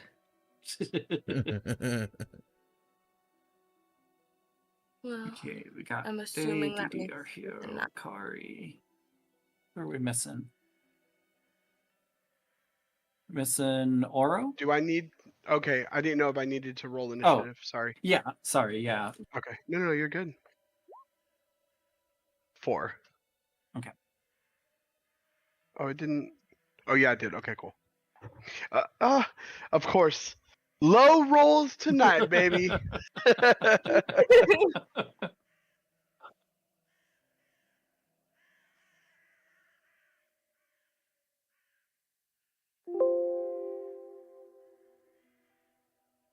Who is? Oh, lovely. Okay. Why'd the one closer over here have to roll in? Didi, you still have bonus action and movement. Oh, I thought it was just that. Okay. No, you get a full round. Oh, a full round. My You bad. get to do. Yeah, you get to do everything. Oh. This is the part of the battle phase that rogues love. Gosh, dang it. It undid it.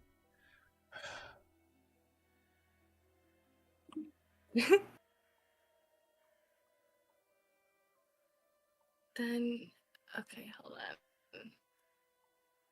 Who's next to me? G'day and Arhiho. Mhm. How is G'day's AC? Is that pretty high? If I'm allowed to ask that. She's got 17. And Arhiho? My AC? Yeah. 19. Okay. Then I'm going to cast Shield of Faith on myself for now. Because I don't know how strong these guys are. And it just gives me a +2. Okay. Because that guy's awfully close. And I'll stay where I am. All right.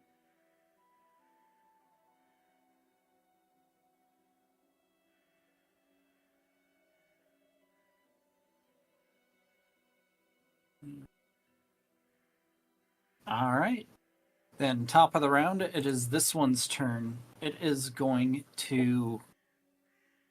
you'll hear the man draw the sword from his hilt as he grasps the reins, and he charges forward as he comes up, and he is going to make some swings here.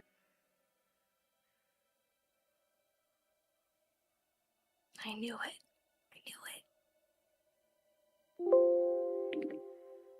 That is a 20 to hit. Meets it, beats it. 18 miss. 26 hits.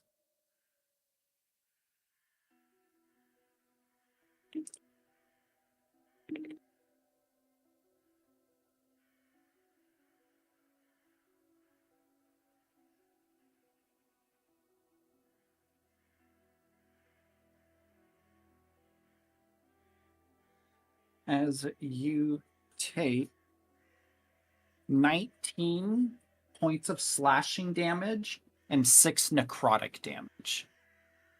25 total. Okay. God damn.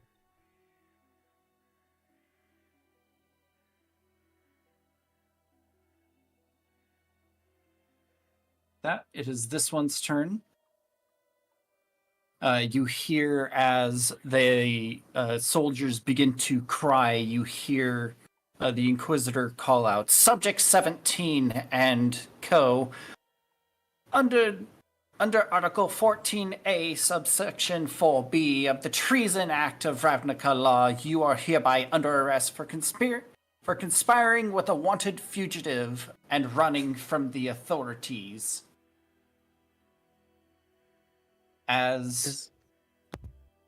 Go ahead. Sorry, is he in the sphere as well? She is, yes. Okay. Sorry, I'm just reading it. It looks like they should have been damaged or something. And then, I don't know, Akari's reaction to like them saying the law is just like, that only applies to you guys, not me. Because he's next, so that's what he says. Yes, thank you. Oro, can you please roll damage for that? Absolutely.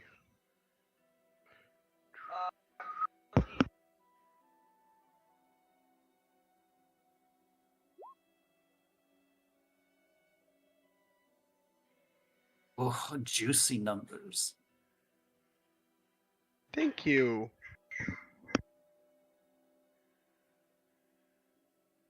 Yeah, there we go. Got everything back to where it needs to be. What? Oh, yeah?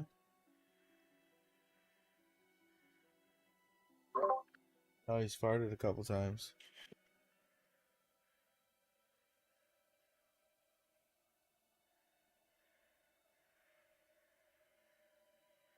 You guys ready for corn dogs? Oro, would you also like to do that bonus action during the surprise round? Well, let's go. No, I'm gonna keep it focused right there. Okay. Thank you, DM. Mm-hmm.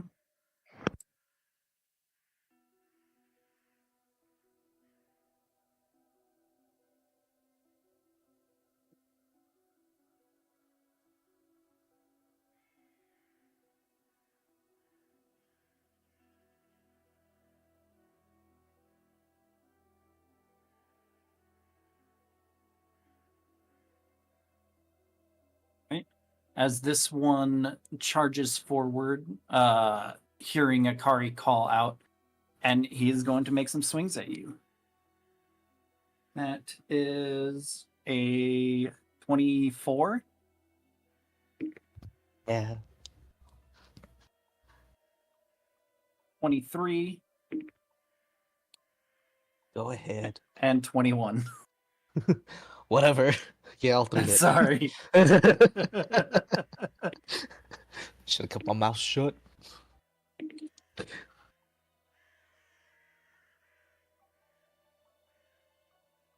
as as he brings his sword down upon you, as you take 24 points of slashing damage and 9 points of necrotic.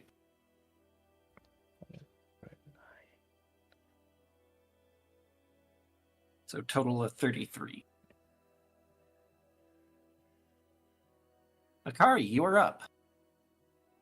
Okay. Did he just attack me from there? Does he have like a ranged weapon? Oh, sorry. I thought I moved the token, but I was mistaken. Okay. Mm.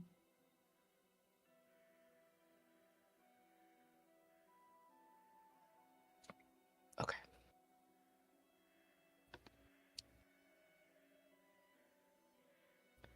Okay. Seeing that she's the one kind of barking orders, Akari will just have Josh take care of this guy next to me, but he's gonna cast where is my character sheet? There it is. Yeah, he's gonna cast a Zephyr Strike on himself.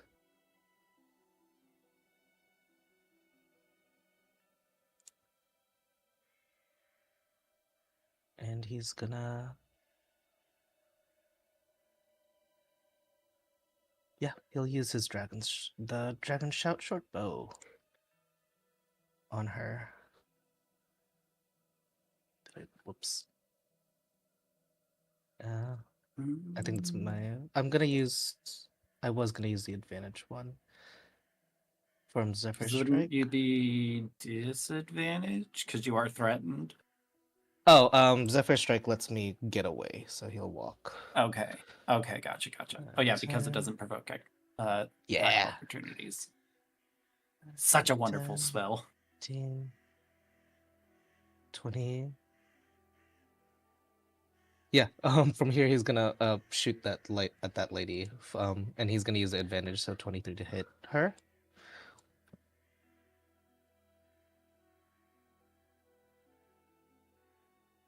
Uh, 23 will hit. Okay. All right, she'll take 5 piercing, 2 thunder damage, and then Josh is actually lightning right now, and he'll use his reaction for another 6 lightning damage on her. Ooh, beautiful. 20. Then he's gonna run past her. 25, 30, 35, 40. And then shoot her again from the back here.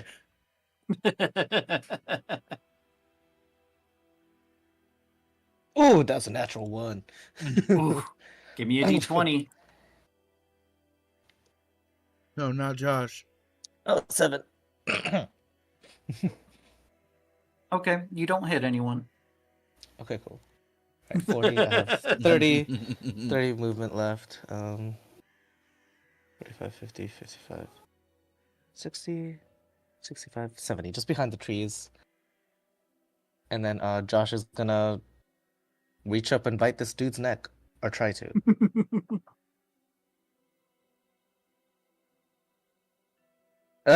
10. Fortunately, a 10 will miss. Okay. Status quo. And then Josh will go here. That's it. Okay. Didi, you are up.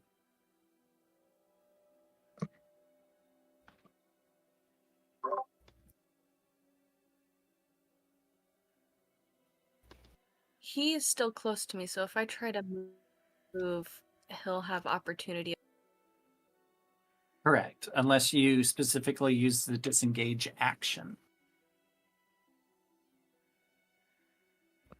Okay, that's right.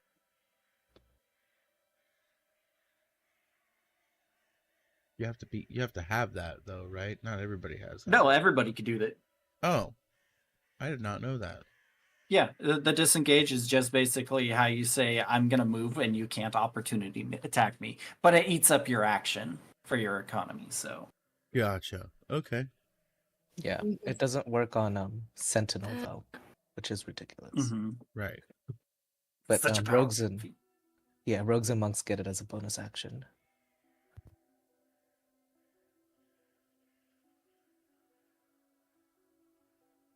If I just teach everybody with Zephyr Strike, then we can all do it at least once.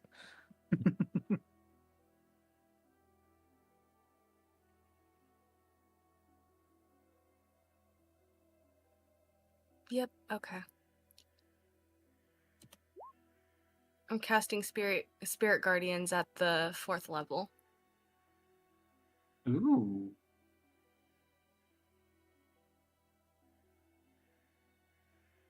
Because screw him, he knocked me down almost half. Was evil.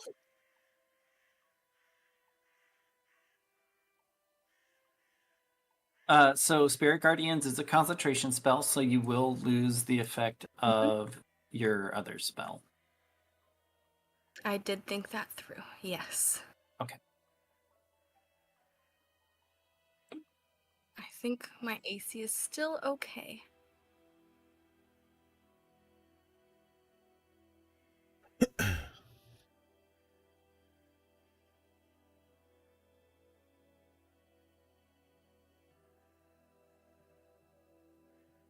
Did it hit them? Or did Do they you need take to that make wisdom damage or no? saves? Yeah. So still roll the damage. It will be upcast because you're casting it at 4th. Mm-hmm. So it'll be 4d8, and then whether it's necrotic or radiant. It would be radiant.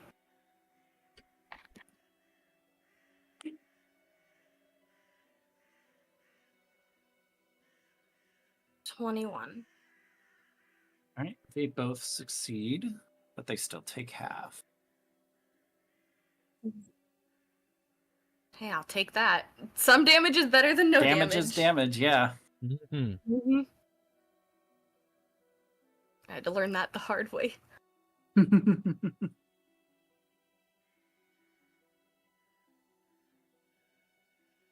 Okay. I will...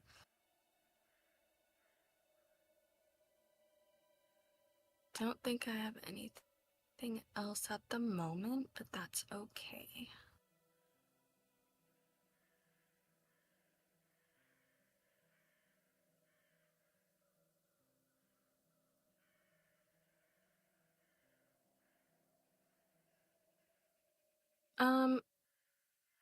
I will use Healing Word on myself.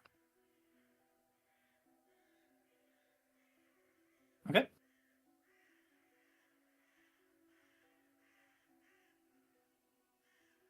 What level are you casting it at? 2nd. 2nd? Okay.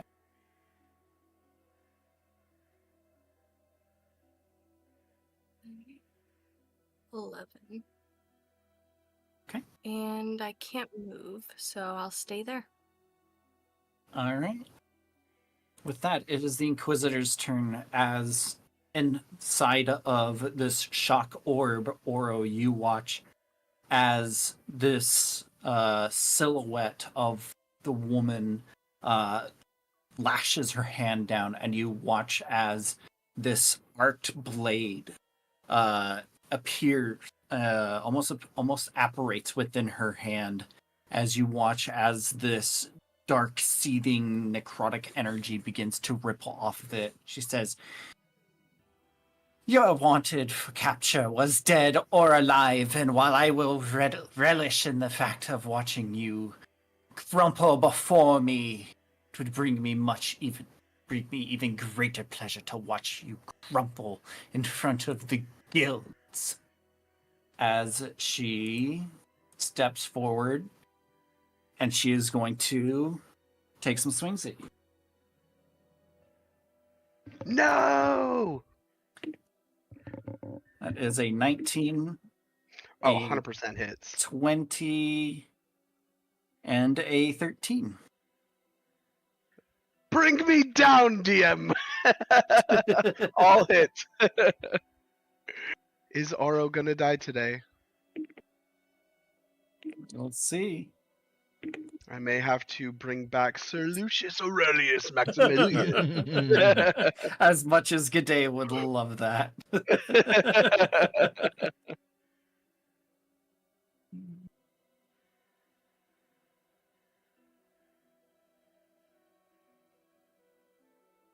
So that's 27 slashing and 9 necrotic. I freaking love it, DM. Absolutely love it. As you feel the blade carve into you 3 times. Submit and surrender. As it is this night's turn. You're more than welcome to respond. This knight's gonna come and just swing at Josh. I love it. Yeah, the blade carves deep into me, even past the armor, the shirt that Dee Dee had crafted for me. And I mean, blood is pouring through open wounds now. You see me like crumple in on myself, trying to apply pressure and responding to the immense pain that's racking my body now. Fantastic hit, DM.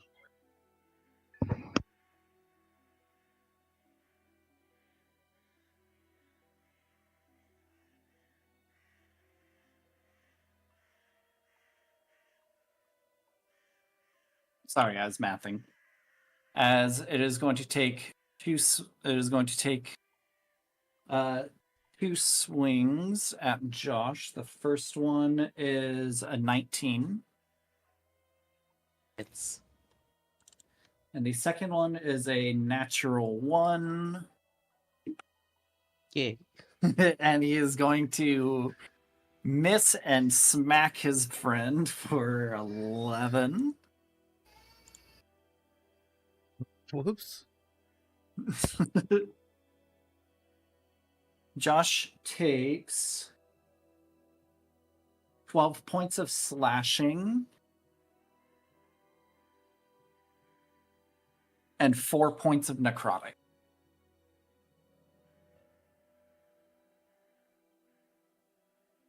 And with that, Arhiho, you are up. Okay.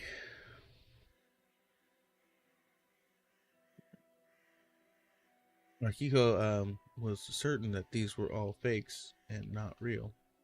And until Dee Dee started getting absolutely destroyed in front of his face. Yeah. So, and how you said it took you down like half life? Like, how bad does she look?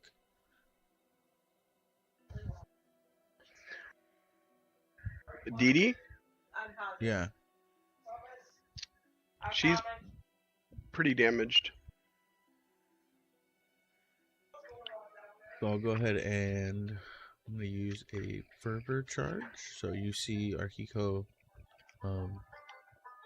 his eyes glow yellow. The burst of holy energy bursts forth from him and coalesces, going from a light, almost white, into a deep yellow as he then sinks this energy into TD, hitting you with a healing fervor. 13. And then standing next to you, putting forth my shield, I will use my bonus action to cast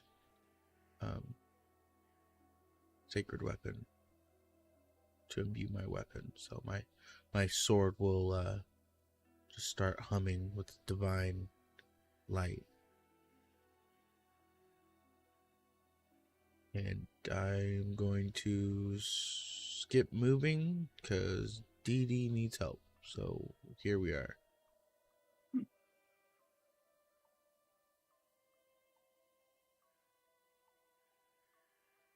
So that'll end my turn. All right. That it is this knight's turn. He is going to charge over and make some swings on G'day. That is a natural 20.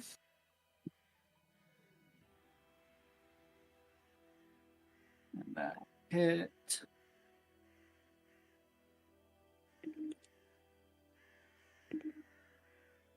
Six. 12 on the first swing. Second swing for an additional 6, so 18. As this knight cleaves into G'day twice. It is now this one's turn. Is going to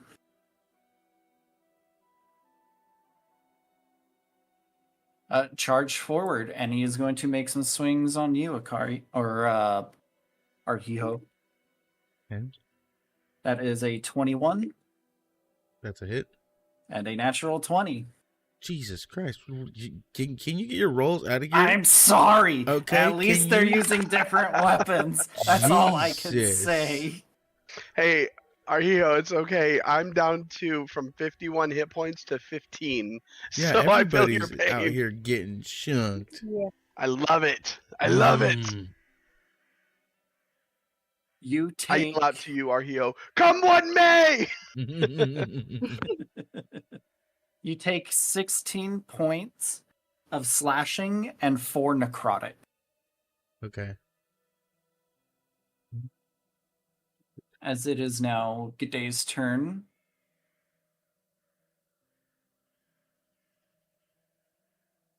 I'm gonna use my reaction, by the way, to use an uncanny dodge, and half of that, I'll take half the damage. Okay. The materia. So it'll be 10 total. 8 and 2. Okay. G'day is gonna throw up her storm.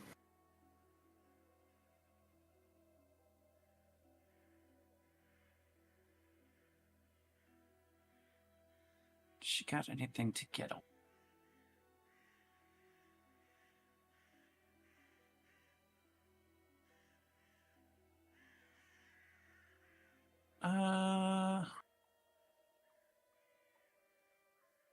What would G'day do? When in doubt, bite. Right. You know what? I think G'day would just say, you know what? Fuck these bitches. She just fucking take shots. So she will twin shot. So she's going to be able to attack 3 times.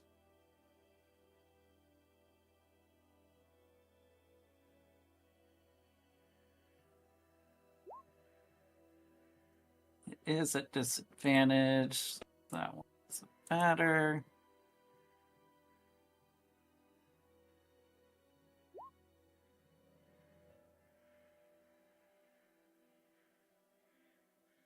Their AC is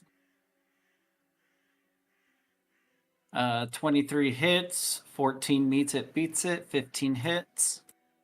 As she is going to sink 3 arrows into this fool that dare enter her presence, apparently.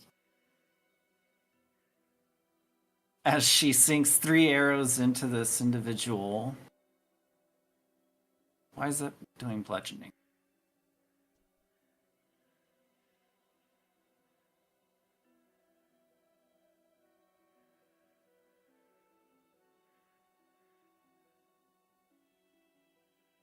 Oh, that's why. Really. As she launches the 3 arrows, dealing... That's a lot of fucking damage. Is the storm once, or is it out each?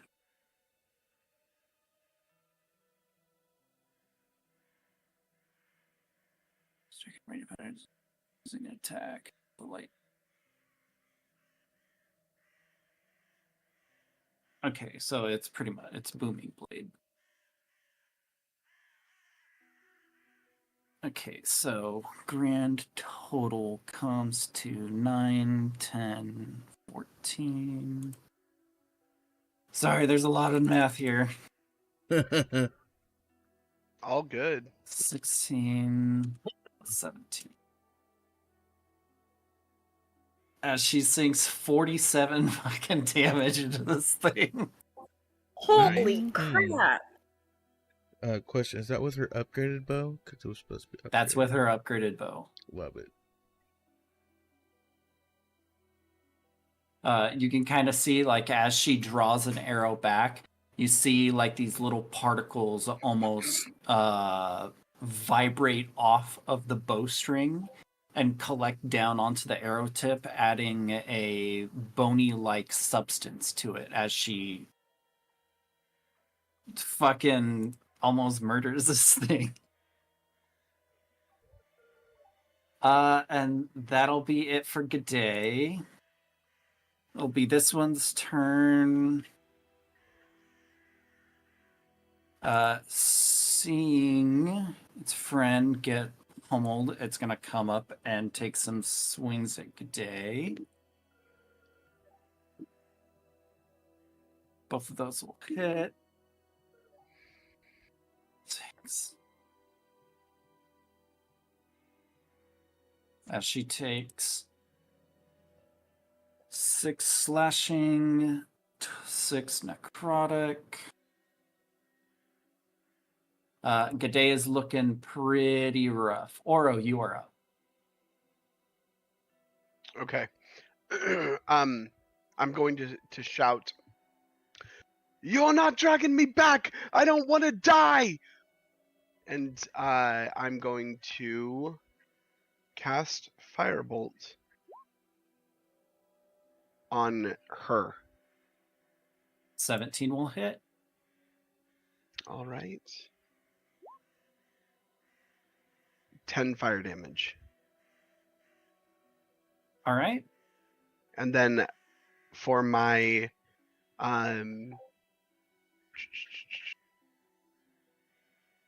bonus action, I'm going to use the Storm Sphere Bolt. Ah, dang. 10. Does not hit, huh?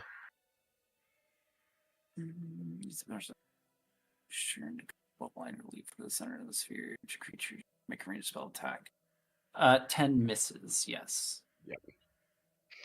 All right. That is my turn. All right. It's gonna go back to this guy. He's gonna make some swings on DD. That is a 10, another 10, and a 16.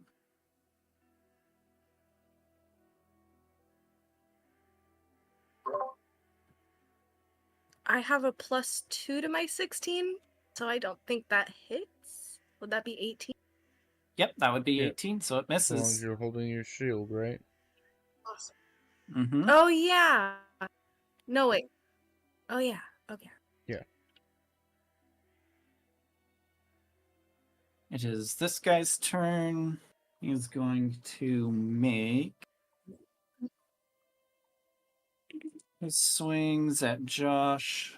That is a 12, a 9, and a 23. Yeah, got me once.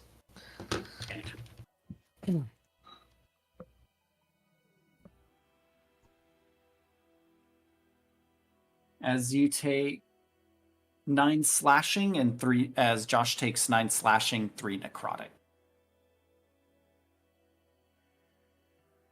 Akari, you're up, followed by Dee. Okay. Are these trees actually in front of me? Yes. Okay, so that'll make it hit her.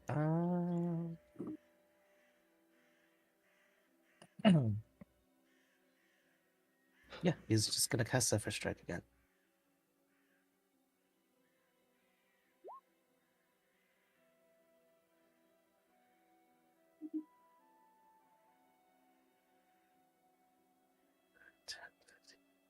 25.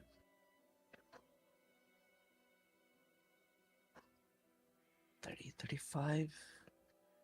And as one of his attacks, he's gonna shove the lady back into the sphere. So I think what is the- Athletics. Is it athletics? Yeah, it'll be contesting athletics. Okay. Ooh, I have 0. Okay. But my unbreakable charm lets me do this with advantage.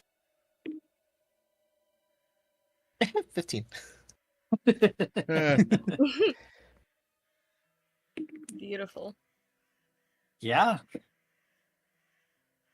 You shove her Okay. Yeah, she as gets she shoved back as 5 she feet. raises her sword as she gets ready to swipe down at Oro. You shove her backwards. Okay. And then 40, 45. Oh, no, I don't want to be in there. And then as my second attack,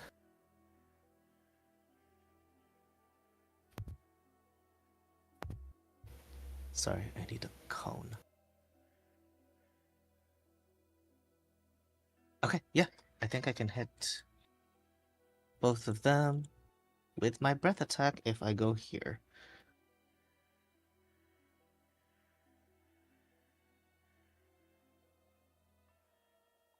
Yes. Where is it? Just a 4? I hate this. Oh, I'm rolling so low, but they need to make a dexterity save anyway. okay. Oh, no, that's passed. That's failed. It's just those two anyways. Okay. Success is half. Yeah. And then Okay. it's 4 radiant, All right. if that matters. They've been hitting us with necrotic. And then Josh is gonna bite the this one right here. Okay. 17. Is that it? 17 hits. My God, he's hit. Oh, He hit. Finally, Oh, there's something. my is this God. the first hit in the campaign? Oh, I beautiful. think so. Oh He my is gosh. what? 1 in 38 or something?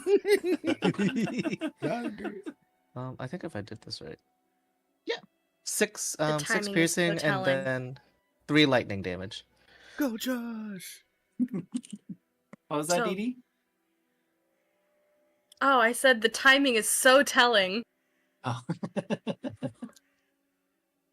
And then Akari's gonna object interact, put his bow away, and take his Moblin short sword out and stand right here. So she'll need to go around if she wants to get out of there. All right. Dee Dee. I need you to give me a what is it? A Constitution save for concentration because you were hit once. Yes.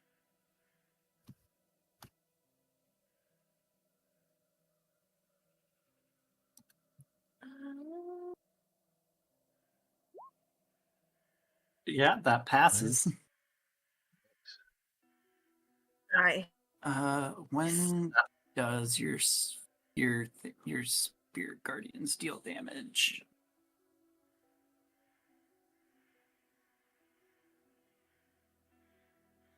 Is halved. The creature enters their first summon a turn or starts It's its 10 turn there. minutes. Okay. Go ahead and roll the 48 damage. Just that way, I'm just gonna have it roll off of your turn for those that are there to keep things simple. Okay. 20. Wisdom saves. That'll be for 4. That's a fail. That's a pass. That's a fail. DC is 14.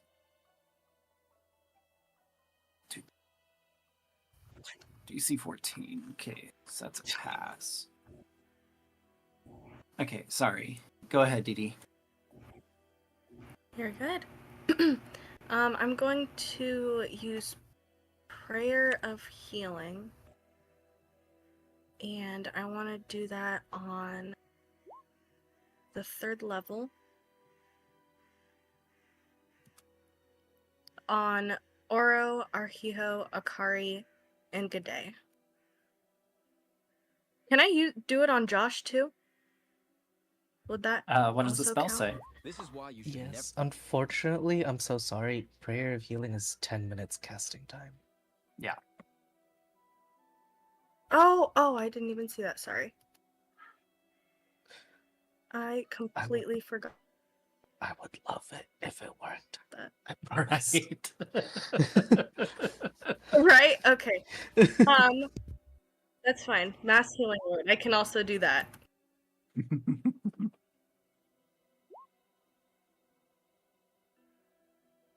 I'll do that. Rolled max.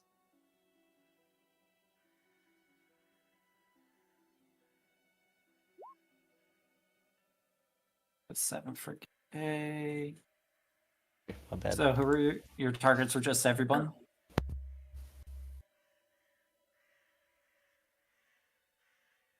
Because I can do it up to 6 creatures. Mhm. But I don't think we have 6 people in our group. You have G'day, Didi, Arhiho, Oro, Akari, and Josh. That's 6 people. A party of 5 plus a pet. Indeed, you're right. Okay, then everyone gets 7. And since that was a bonus action, I still have my action, right? Yep.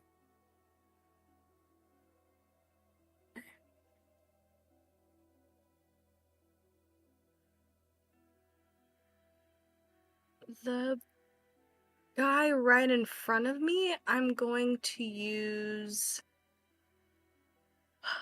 I'm going to try Guiding Bolt again. Okay, it will be at disadvantage because you are threatened. That's okay. 11 misses, unfortunately. Lame. That is okay. And I can't move, so that's all right. I mean, you can move. I'm not gonna risk it.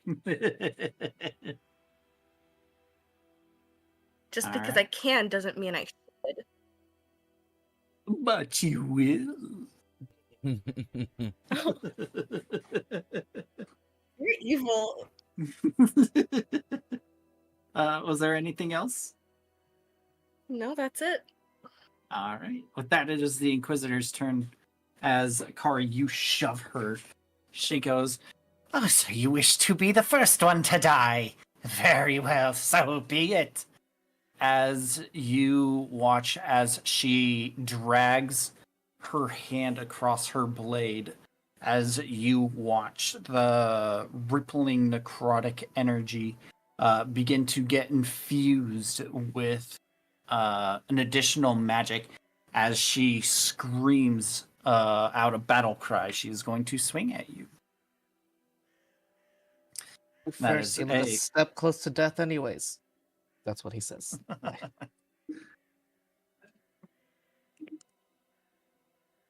Okay, that is a 20.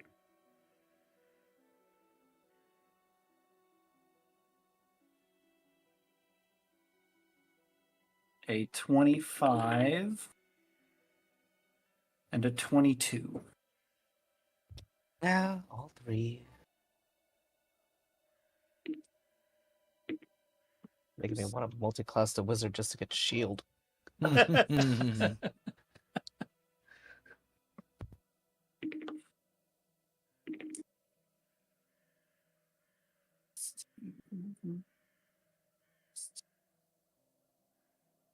as you take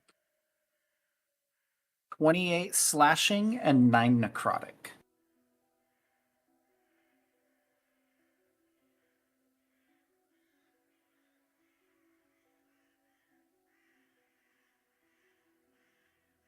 Up.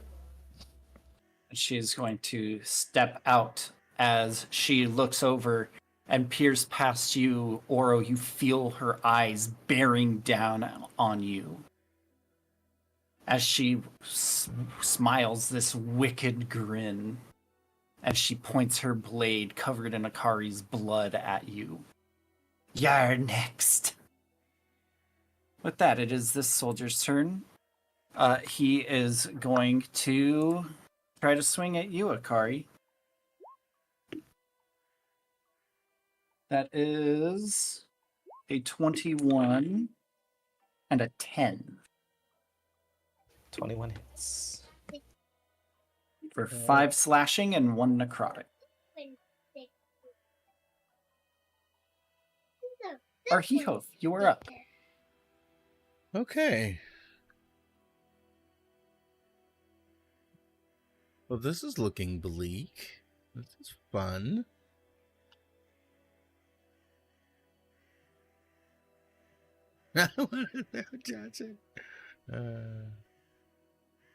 Okay, so Dee Dee, how badly does she look now as well?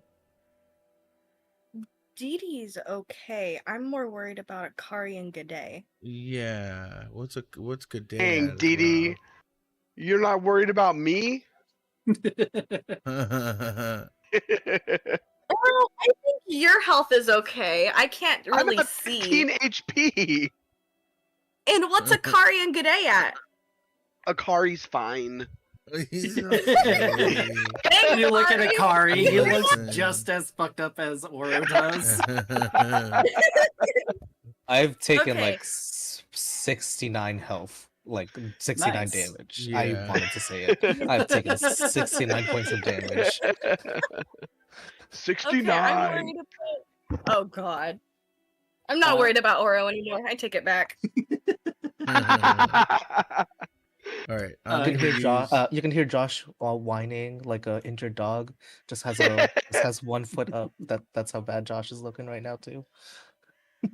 As you look over towards G'day, G'day looks pretty roughed up, but looks like she's able to stand. She's got 35 HP. You do take stock that this guy right here is extremely fucked up. And this guy is also pretty fucked. Well, this one's messed up. This one's fucked up.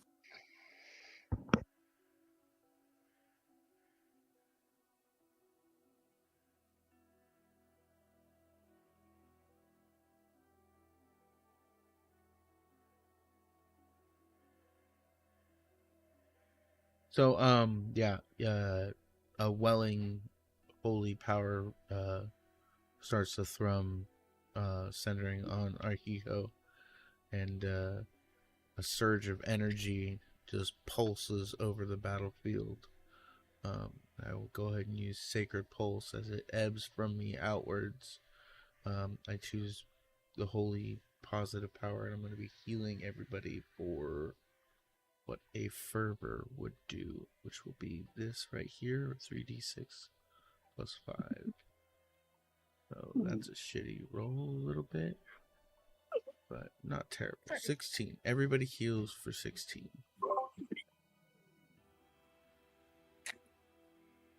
Thank you. Mm-hmm.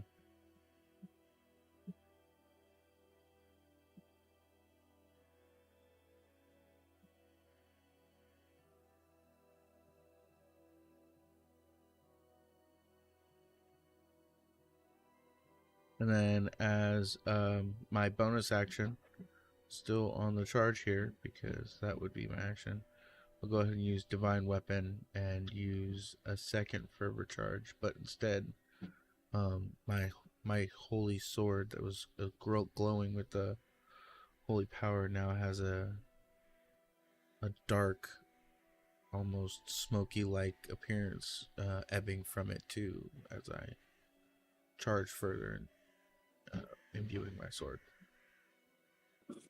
Just you fucking wait. I'm pretty much talking down to the knight, staring it down back to back with Dee Dee here, and I'll be passing my turn.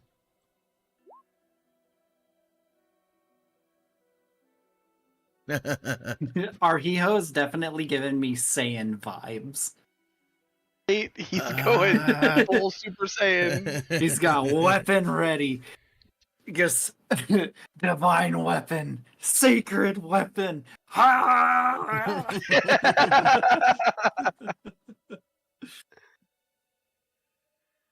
It is this one's turn. It is going to make swings at Wait, Day. stop!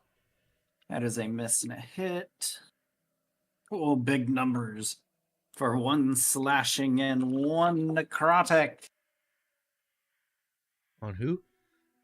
On G'day. Okay. Rolling hot trash for those ones down there.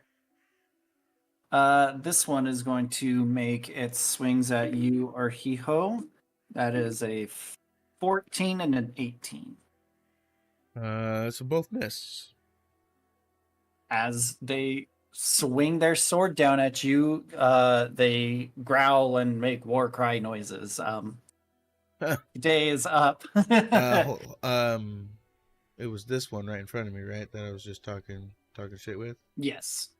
Okay, so actually I will use my aspect of war as a war priest and as a frontliner. I have the ability to use the last part, Way of the War, 3rd level combat run through his veins. As a reaction, you counterattack melee attacks and misses you. So now that he's missed this strike, I'm going to lash back out with my Lafonso sword. Okay. Yeah, I know. 22 will hit.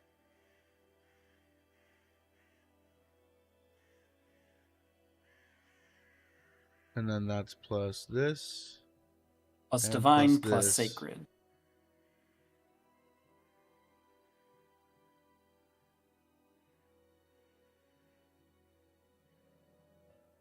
Is that 22, 24, 12, 14, 30 total?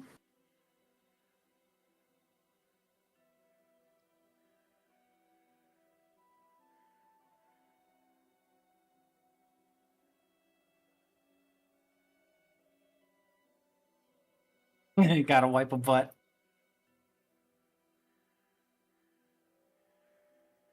Yeah, but Arhiho, you bring your sword about and you low-key fuck this dude up as he cries out in pain. G'day is going to duck and weave around the swinging swords to make attacks. She is going to attack this one first. Sheet.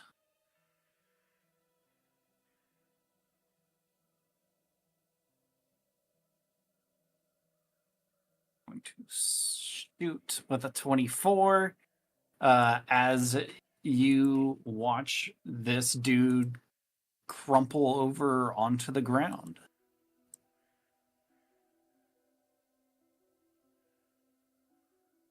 She is then immediately going to turn and, of course, knock more arrows and ululate. Except that nat 1. Fortunately, no one's in that direction. 17 will still hit. For 9. 13. That'll be it for G'day. That guy's turn is up. He will swing at G'day That's a natural 1. That's a miss. Oro, you are up. All right, I'm going to firebolt again at the Inquisitor, and then I'm going to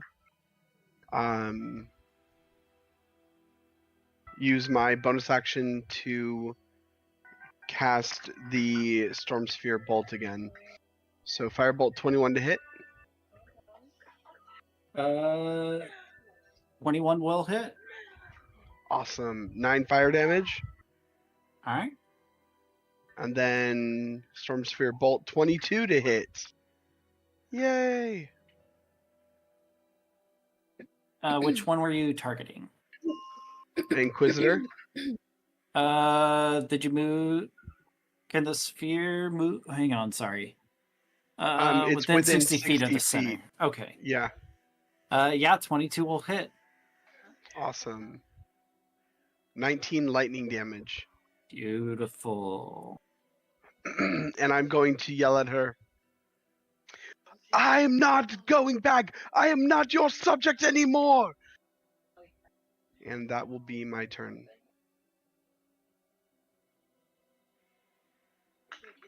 All right. It is this knight's turn. He's going to make his swings at Dee Dee. That's a 14.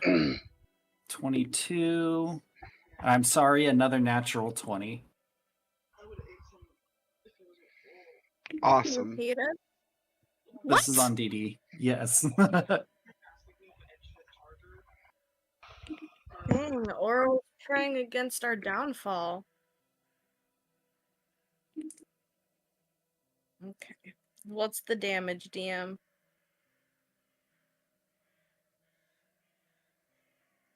Total is going to be 12, 35 slashing and 12 necrotic. Gosh. Yikes.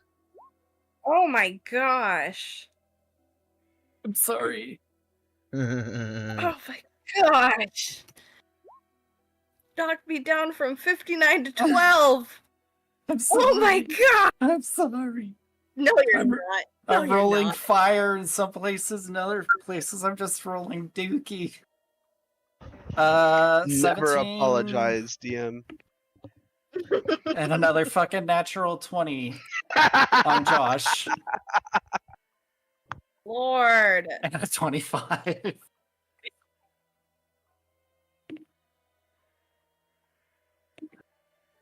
What were you smoking when you made these characters? Never be sorry because just asking. I'm sorry. It's literally, some of them have 3 attacks, some of them have 2. They all have the same icon. How can we tell the difference? That is going to be a total of 27 slashing plus 9 necrotic. To Josh. He's gone. Hey, that's one's activate. Josh is gone. He disappeared. No! And like My plan! I wanted to throw Josh at one of them. This thing, how he. All right, And I'm gonna as you avenge call Josh. out, you look over your shoulder as the I need creature steps forward, or the knight steps forward. I will avenge you, Josh! Oh shit! Get him! Get him back, Akari! Get him back! Akari, you were I up, don't know if I can followed get by that Dee one. Dee. Mama, I gotta get my tools. get your tools.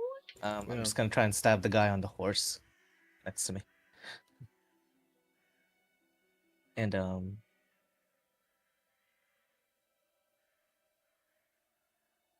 yeah, I'll use I didn't use it last round, so I'll use the advantage from Zephyr Strike on this one.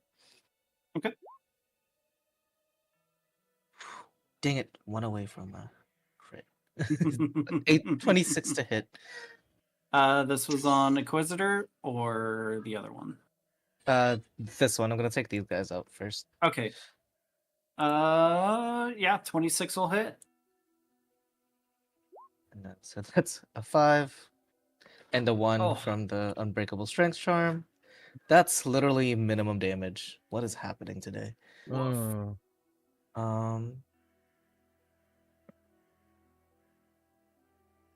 Yeah, he's just gonna do it again. Yeah. 24 to 24 hit. will hit. Are you kidding me? Another 1? Oh. Wait a minute. Wait. What's going on? Is it rolling right? It's rolling. It's not plus rolling 1. correctly. It's not. It's even only rolling a 1. I don't know why. Yeah. Moblin Short Sword. It's literally only rolling a 1, not a 1d6. Oh, That's why. So it's just applying the +1 for being a magic weapon. Yeah, because it's supposed to be a 1d6 plus 1 on the damage. Okay, so we're just missing 2d6 from you. Yeah. Okay. Okay. Let's... I'm about to say. Well, one Well, was there's a 1. one. anyways. Whatever. Dice gods are like, fine, you caught me on a technicality. Wait, so, and then, is that even including my dex bonus now then? Yeah. It looks like it. Plus Dex 4. Yeah, That's why so it's it should adding be your a plus Dex bonus. 4. So plus 8 on both of those.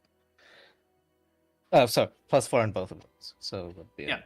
14. Wait, is it the damage isn't Dex plus proficiency, right? It's just Dex, or it's just your modifier. It's just the ability modifier. Yeah, it's just Yeah, so mine's a okay. plus 4. That's why. And then I hit again, so 2. Okay, get me. Is it an action? This is It the is an action. worst He's looking pretty messed up.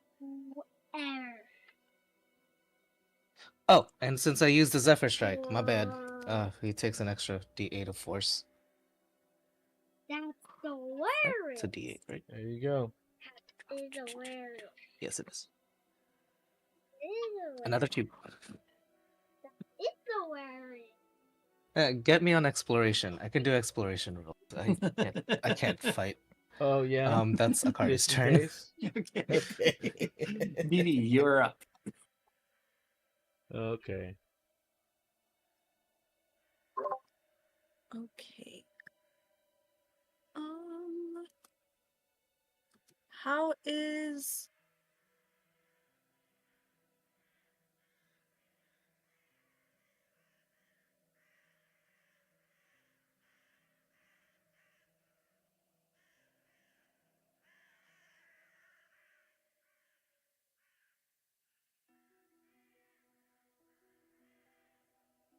Are they looking stable?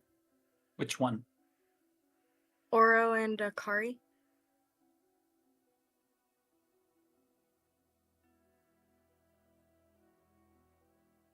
I am gashed up and bleeding a lot. Akari is also Okay. bleeding a lot. Mm. He's Okay. kind of holding his side, but just trying to protect Oro, even though Oro seems ungrateful for it. I am very grateful. I'm sorry, Akari. I will buy you something very nice.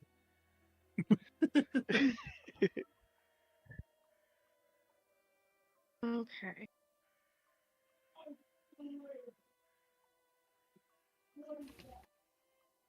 I'm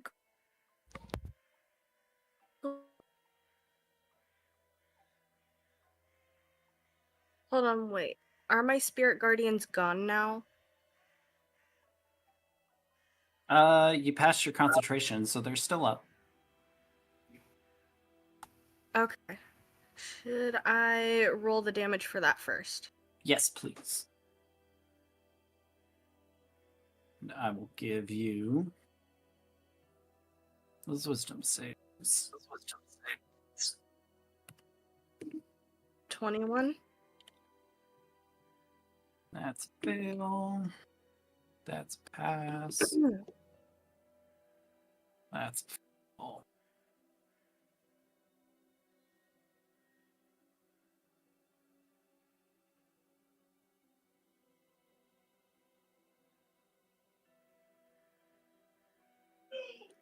Okay. Dee Dee, Yes. what does it look like as your spirit guardians pulse out and you watch as two of the guards kill over dead? Oh, beautiful. The spirit guardians focus in on the guards, and you see as just a beam of hot white light dashes out and hits the guards, and as it phases through them, they fall dead. Phases through their chests.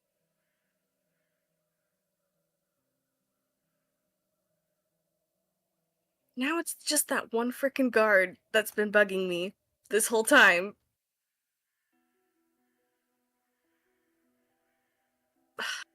Okay.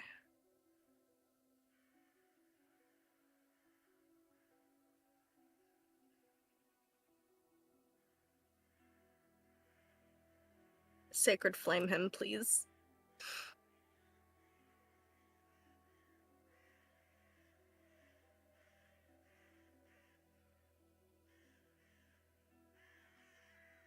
Dexterity save.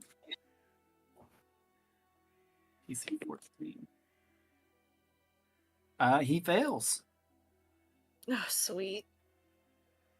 10 radiant damage on him. And I can use mass healing word one more time. Oh wait, no, I can't. Ah, wait.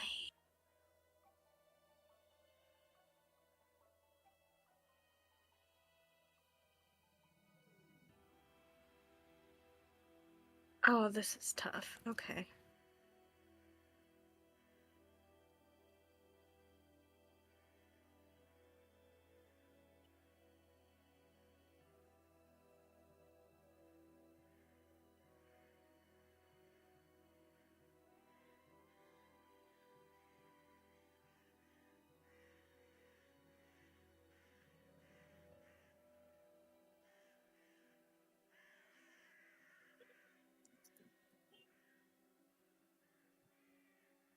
Who, excuse me, who is looking more messed up between Akari and Oro, if I can tell that?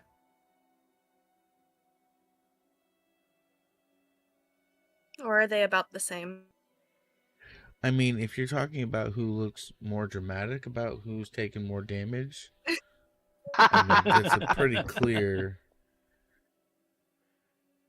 I mean, if you were to judge it, Dee Dee, Oro's looking better than you are. Hey. Yeah. That's subjective. Majority of blood By on 1 Oro HP. is Akari's.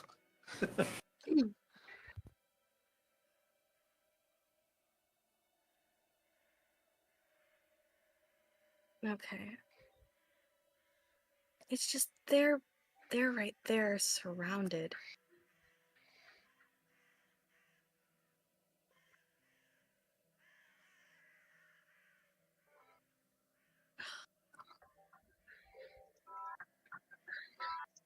I can only heal one of you right now.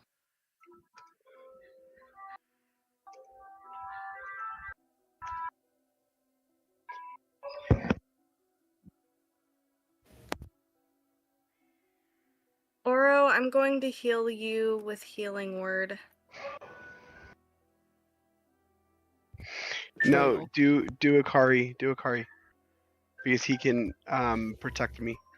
Are you sure? Yeah. I am a human shield right now. That is all I am. Oh. If he dies, we die. Are you sure? I'm sure. Okay. Not that important. Akari, Please no, stop the pain. It's too much. 9 It's points. going through too much.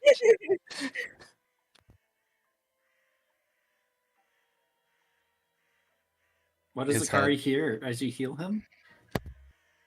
I'm going to yell at him to protect Oro. Can I just narrate this really quick? Yes, just after. Sorry, I didn't mean to cut you off, Akari. Ari is like, as his wounds are like closing up again, it's just like, thanks. They're just gonna fucking open up again, aren't they? Fine. Yes, they Fine. will. I wasn't talking to you. Stick bug looking bitch. And then that's it. And before you had done that, as you were trying to heal me, DD, I'm like, D,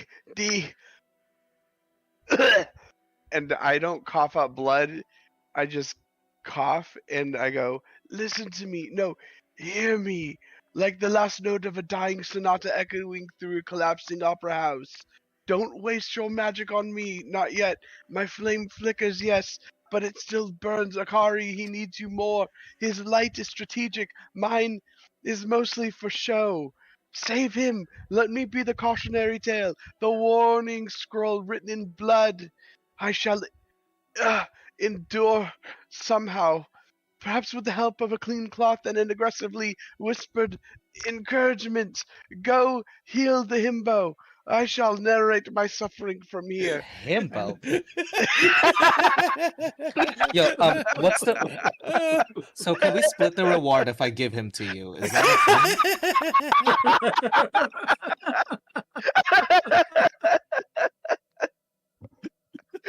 You're losing your human shield.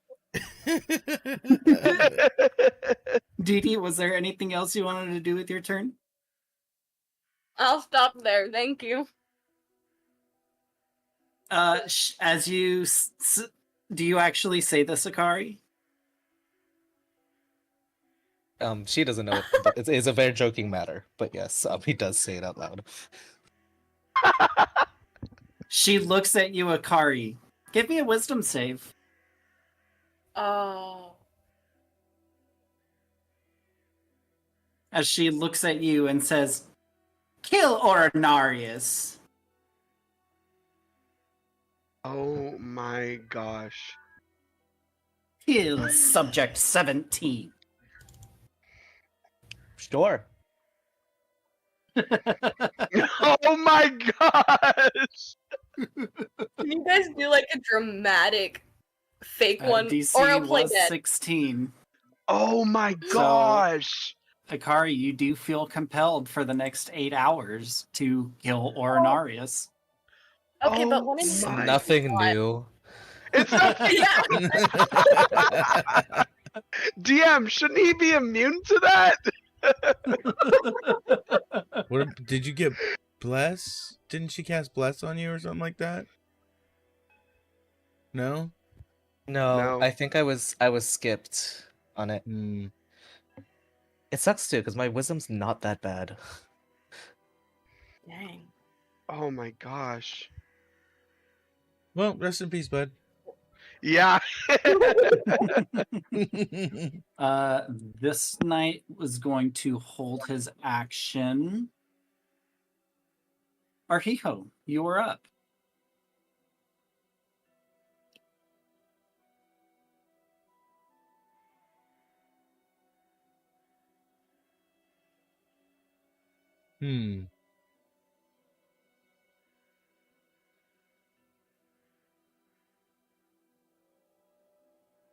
Okay. I am going to. And what are these two knights looking like?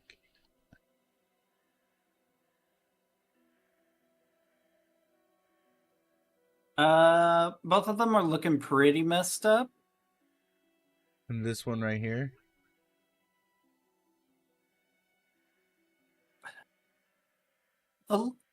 It's got some bumps and bruises.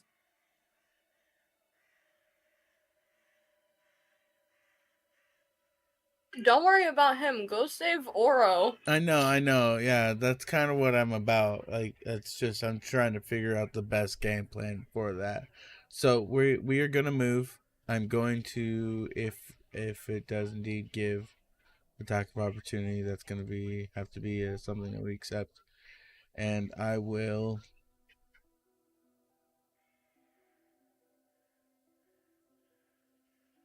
Move to face her. What, Inquisitor, right? What's her name again?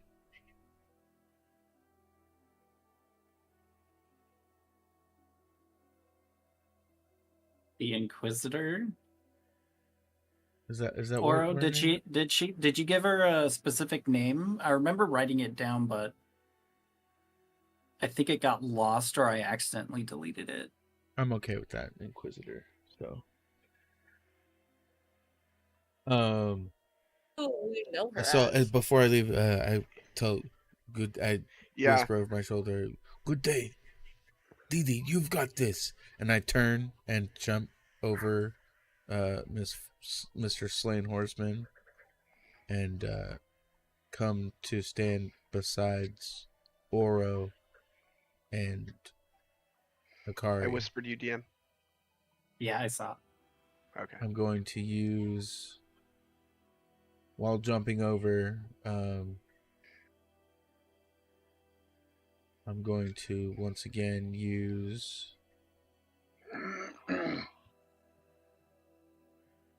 Divine Weapon. Use another one of my fervor charges and imbue my sword again with dark energy. So my holy hum once again gets a smoky black aura around it, and I walk up to the Inquisitor and attempt to make some strikes with my Lafonso sword. Okay.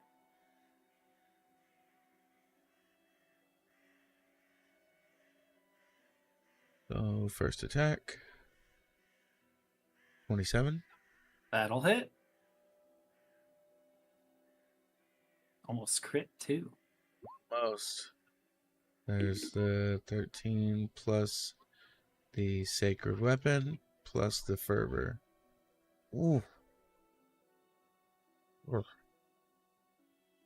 Big And then fucking numbers. big numbers. And then another Lafonso sword strike. Well, didn't Liz also do an additional 1d8 when you roll max damage? No,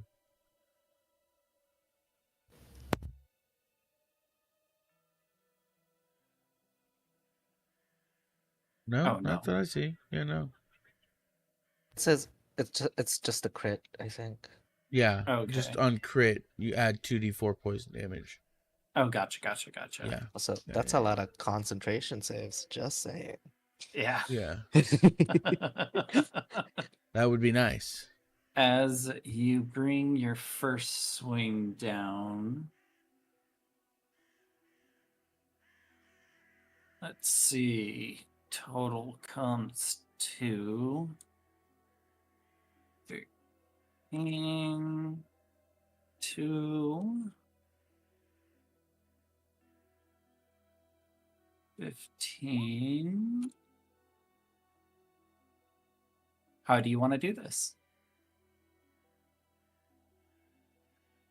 So, as she's getting ready to cast her spell and she's having the magic flow through her, I tell Dee Dee and Good Day that, you've got this. I'll be right back. And I leap over the body of the fallen horseman that Dee Dee's spirits pretty much took out. And as she releases the spell into Akari, I leap over and then slice with my sword from like bottom right upwards left with my left hand, and slice part of her fingers off, but then also cut straight into her neck. And while she does release the spell, those were the last words she gets to whisper. other than just the gargle of her attempting to breathe or say anything through her new mouth hole, neck hole, whatever you want to call it. Beautiful. Was there anything else you would like to do with your turn?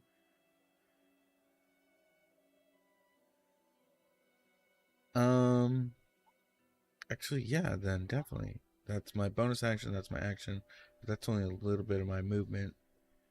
So let's see. That's only 10.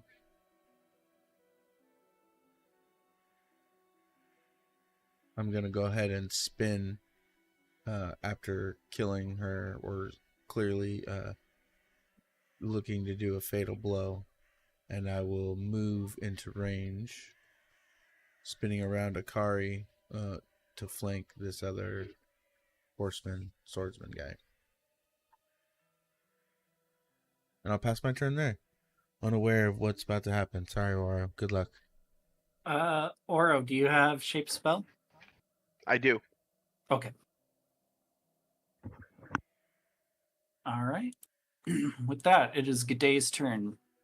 Free from these horrible creatures in G'day's mind, she is going to move over and apply some covering fire. She's going to use her final use of Twin Shot. And she's going to hail down Fury.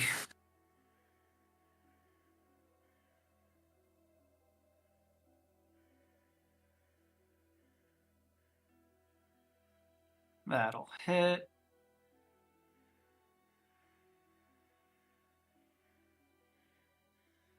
For 3, 8, 11, 13. She's going to loose a shot. Again, 22 will hit. So that's 14, 17. 26 will hit as a flurry of arrows. As the guard prepares to swing his sword down onto you, Oro, you watch as 3 arrows come shooting out and stick into the side of this guard as he crumples over and dies.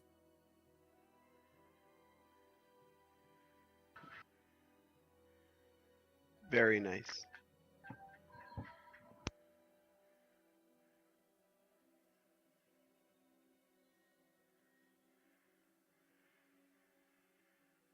This one.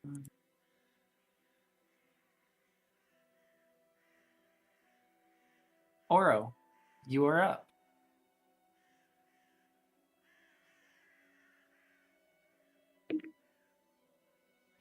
Seeing that everything seems to be handled over here, I'm going to turn around, seeing Dee Dee still face off against one of the guards, and I go, Dee Dee, duck! And I'm going to firebolt and then call down the Storm Sphere bolt, which from the center, we should be able to still hit him, right?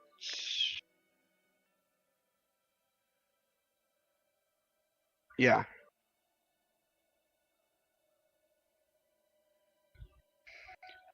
So I'm gonna firebolt him. 26 to hit DM. 26 will hit. All right. 15 fire damage. Nice. Ooh, big numbers. Nice. Cool. And Let's then see 18 that. to hit. 18 will hit. Fantastic. 18 Great. lightning damage. He is looking incredibly fucked up. Awesome. So firebolt from my right hand, and I use my left, and I call the lightning bolt, and it slams into his chest right before you, DD. And then I tell her, go ahead. Oh, I was just gonna say she's gonna yell out a quick, "Thank you!" Yeah, run! And that's my turn.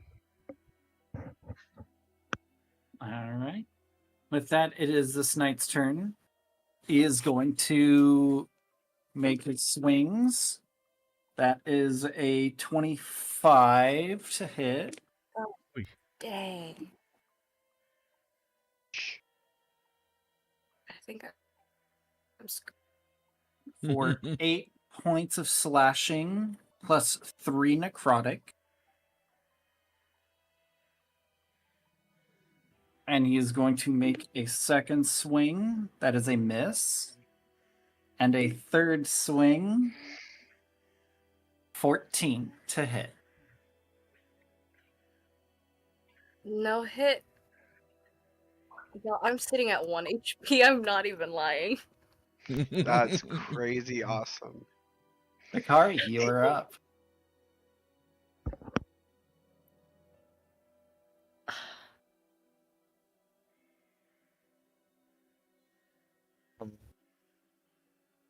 Yeah.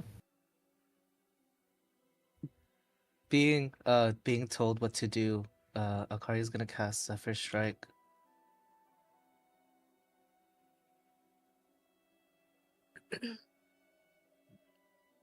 One more time.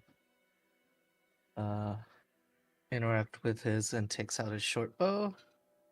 Gets over here.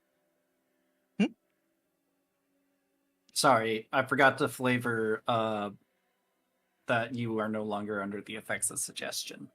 Yeah, but not everyone. I was hoping not everyone else would know that because I'm gonna fake out Oro. I was gonna pretend to aim at Oro, but then aim at the knight next to him. Shut up, JD. Gosh. Yeah. So so yeah, I aim at Oro first, and then say just kidding, and aim at the knight right next to him. Oh, 28 to hit. Ooh, 28 will that's hit. one again away from that nat 20. 5 and 3, and then he'll use his second attack. And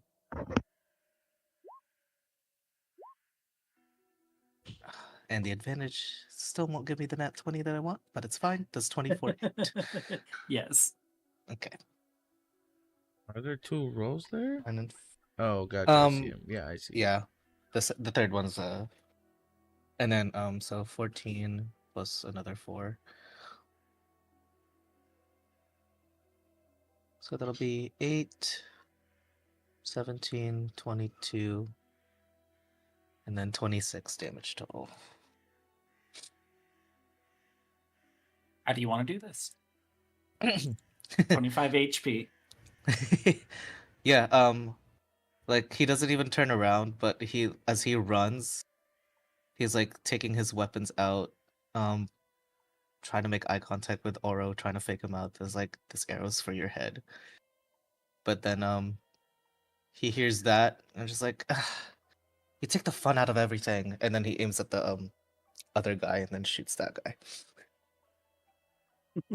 instead. And that's all he can do. Oro, what did you say back to him?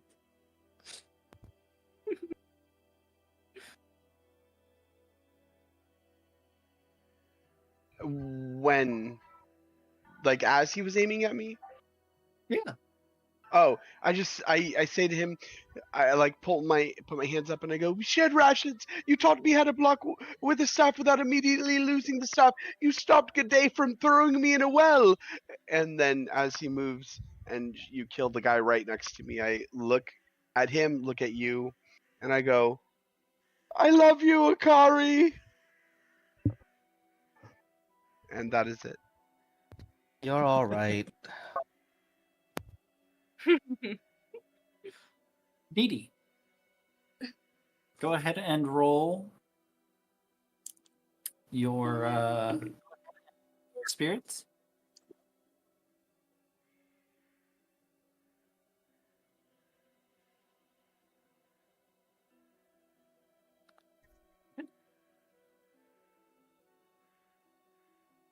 What are you doing? I'm gonna heal myself.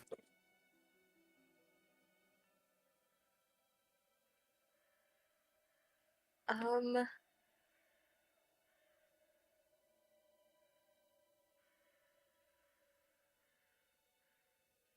I'm gonna cast Cure Wounds on myself.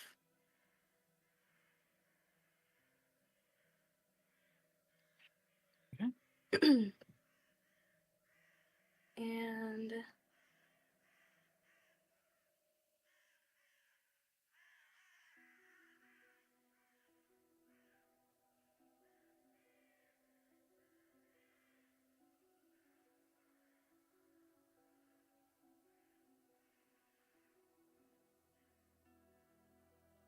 Pie. Hey, pie. Love me some pie. Bye. Pie. don't have any Pie. attacks Pie. that Pie. are Pie. bonus action.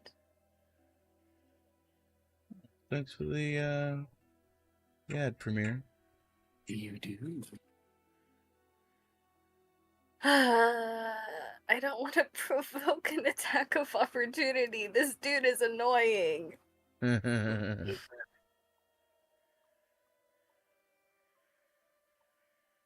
Why do you hate us so?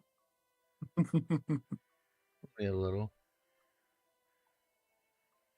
Please, it's the only time I actually get to torture you is in combat. I guess so. This is for the shop shenanigans. Oh, right.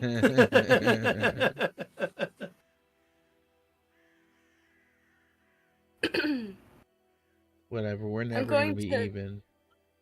No, right. I'm going to turn to the group and say, guys, a little help here, please. And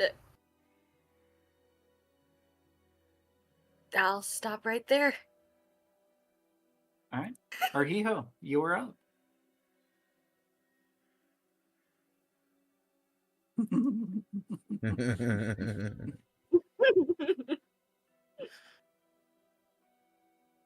Okay, this is perfect. Yeah, I will just simply make a appearance of the wings, and my spectral wings will burst forth, and I jet as quickly as I can straight over back to DD's side to make 2 strikes against this guy.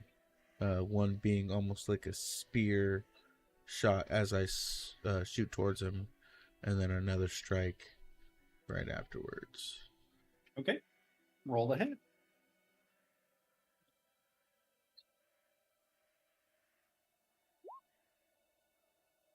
$21 and a 27. That'll hit.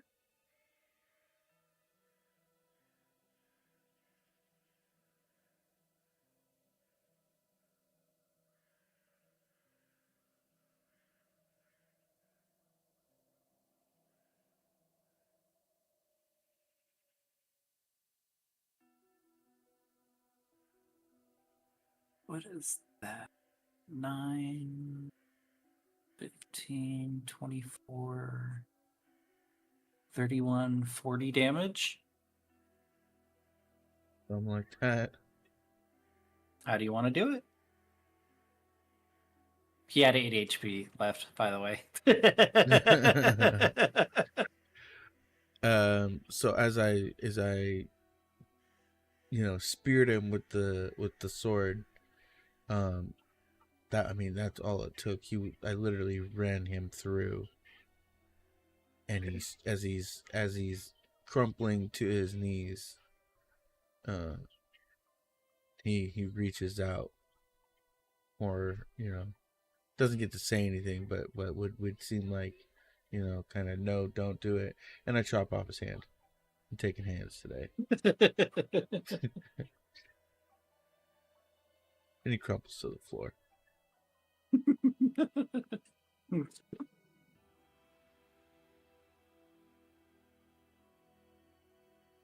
As you do so, you hear the sound as you land the final blow on this knight.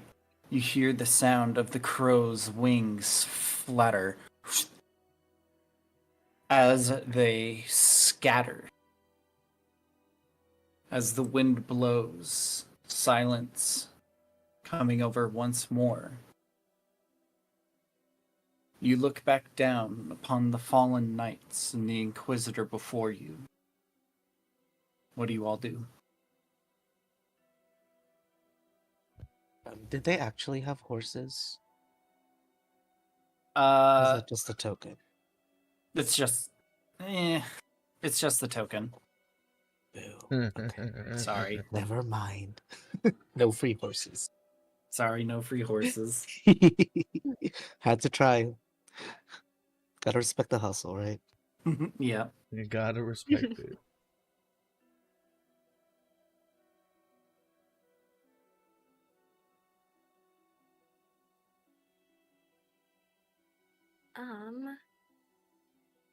Dee Dee is going to look around and then grow and go, "Oh, are you okay?"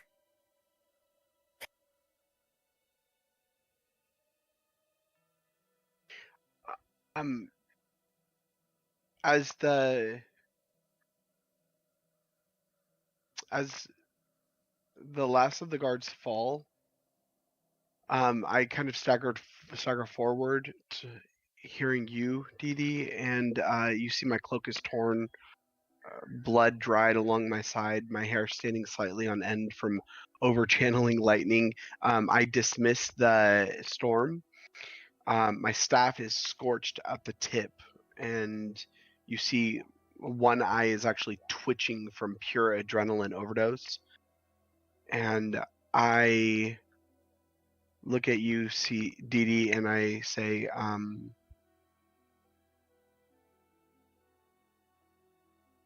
am. Is everyone else? And for the record, I would just like to say that this is not my fault again. I am very sorry. But is everyone okay here? And I very frantically and hurriedly open my pack and start handing out potions.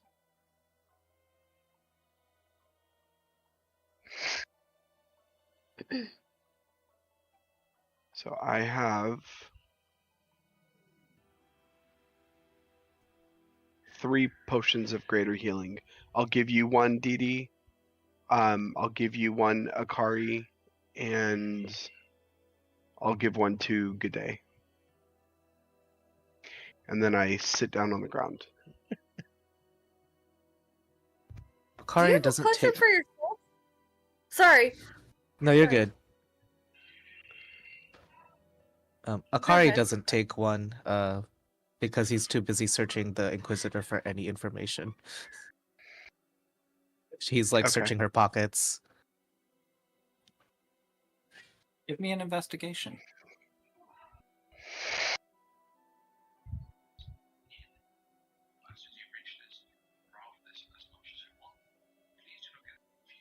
As you reach toward the Inquisitor's corpse, as your hand goes to touch her cold, dead skin, you watch as your fingers almost pass through her flesh, and underneath you can feel nothing but cold bone.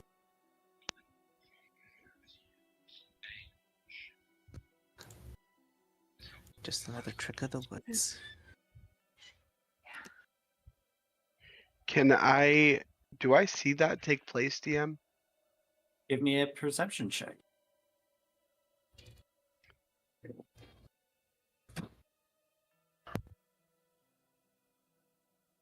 You see shades of red.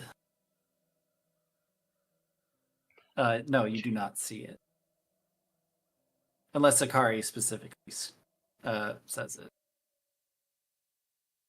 Yeah, Well, he I does would say want- he does Go say ahead. the trick of the woods out loud. He's not whispering.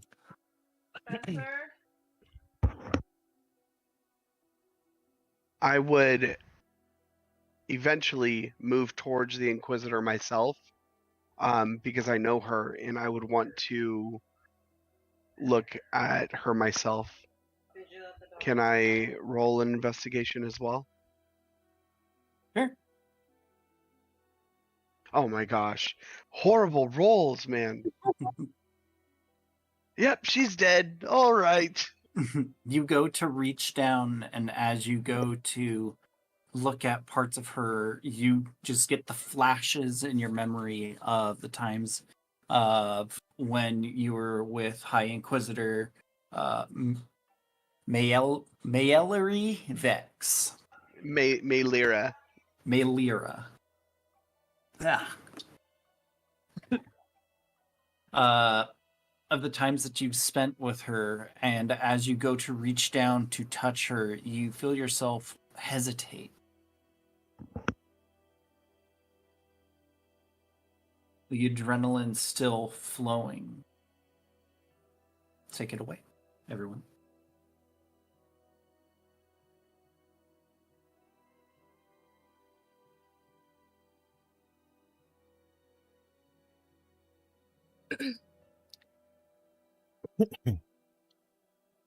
Well, after the healing go ahead. potions, how does everybody look? Is anybody else? Arhijo will definitely just walk forward and check up on both Didi and Good Day. Pulling out from his bag any bandages to help bandage up their wounds. Do you think we'd have time for a 10-minute checkup break?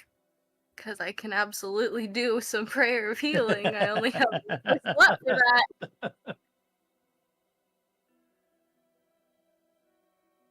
I mean, you know, yeah, it's pretty important we get healed up, and who knows what happens next in the fog. I figured this was all fake. But these wounds that you guys sustained all seem very real as I'm standing there unscathed.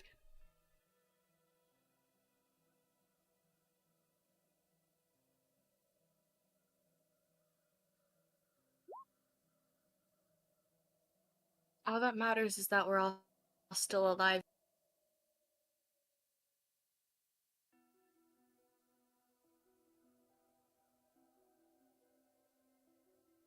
Are you all taking a 10-minute break? Is everyone... I would say so, yeah. I believe so. Yeah, a little. Okay. I guess a quote unquote super short rest. You see Akari just chug a potion. He's completely fine afterwards.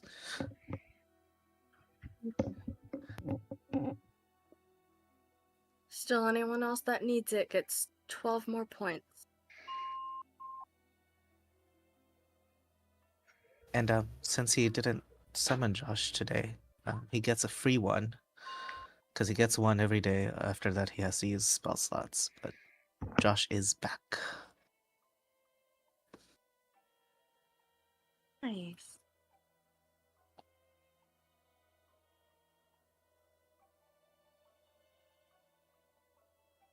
Welcome back, Falcor. No, come on. There you go. Yeah, he'll stick to being lightning.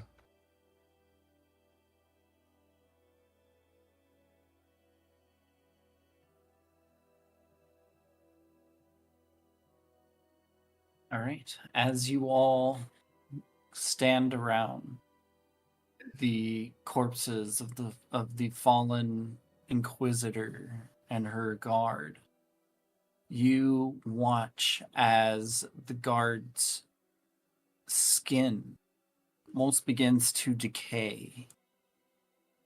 As the guards and even the High Inquisitor herself begin to disappear, but in their stead, as the clothes burn and singe, in their stead are a number of skeleton corpses.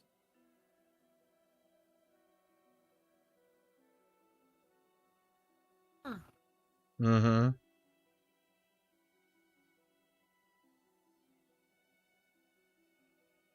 As the skeleton corpses appear before you, you hear a voice call out to all of you. The same voice of the High Inquisitor. Damned fog! Where did you go? Men, scan back out! We must find him, and we must detain or kill them all! As her angry voice fades away into the fog. And that is where we'll end tonight's session. Very That's nice. crazy. Very nice. Gonna have to double tap these fuckers, really? Man, Right. right? Hey, that's the rule. Yeah. Always double tap. Good cardio. Do cardio. Always know your exit. That's right.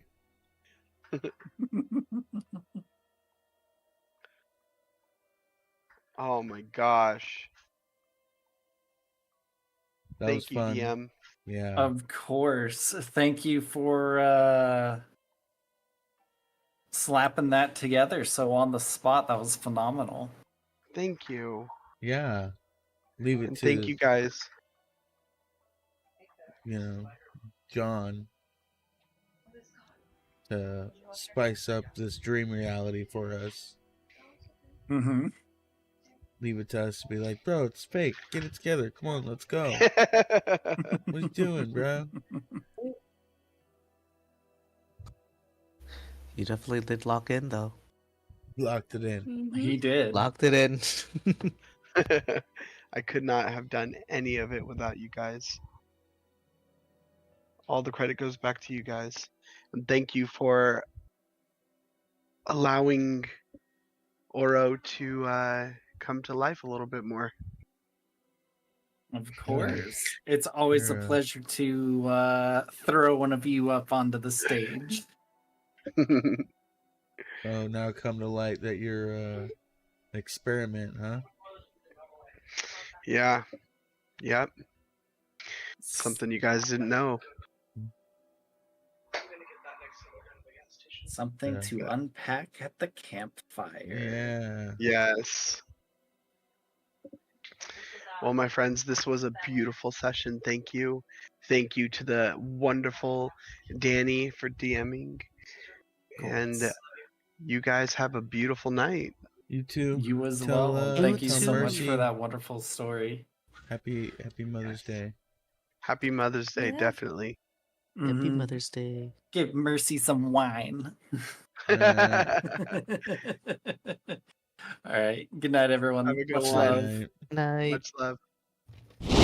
All right, guys. Thank you for coming around, sticking around, watching the show, hanging out. Gonna be live again next week. We're gonna be doing, I believe, Saturday and Sunday, so long as we don't have any plans for our one session where, oh, sorry about that. Orinarius is our, let's go. Saturday, yeah, there's our lead tank, Mr. William, Silent Psycho in chat. Thank you. Yeah, Saturdays we'll be starting usually at about the same time, 5 to 5:30 p.m. PST. Unless things get delayed, usually it's about 6 o'clock, and then again we'll be back Sunday for our Dreams of Hyrule. Unless anything cancels. And you guys are rock stars. Thank you so much for being here. Anybody that's watching over on YouTube, please and do like, subscribe, hit the bell. I'm trying to get them hours up if we can. Anybody you want to share with, we have a lot of fun doing this stuff. But you know that you've been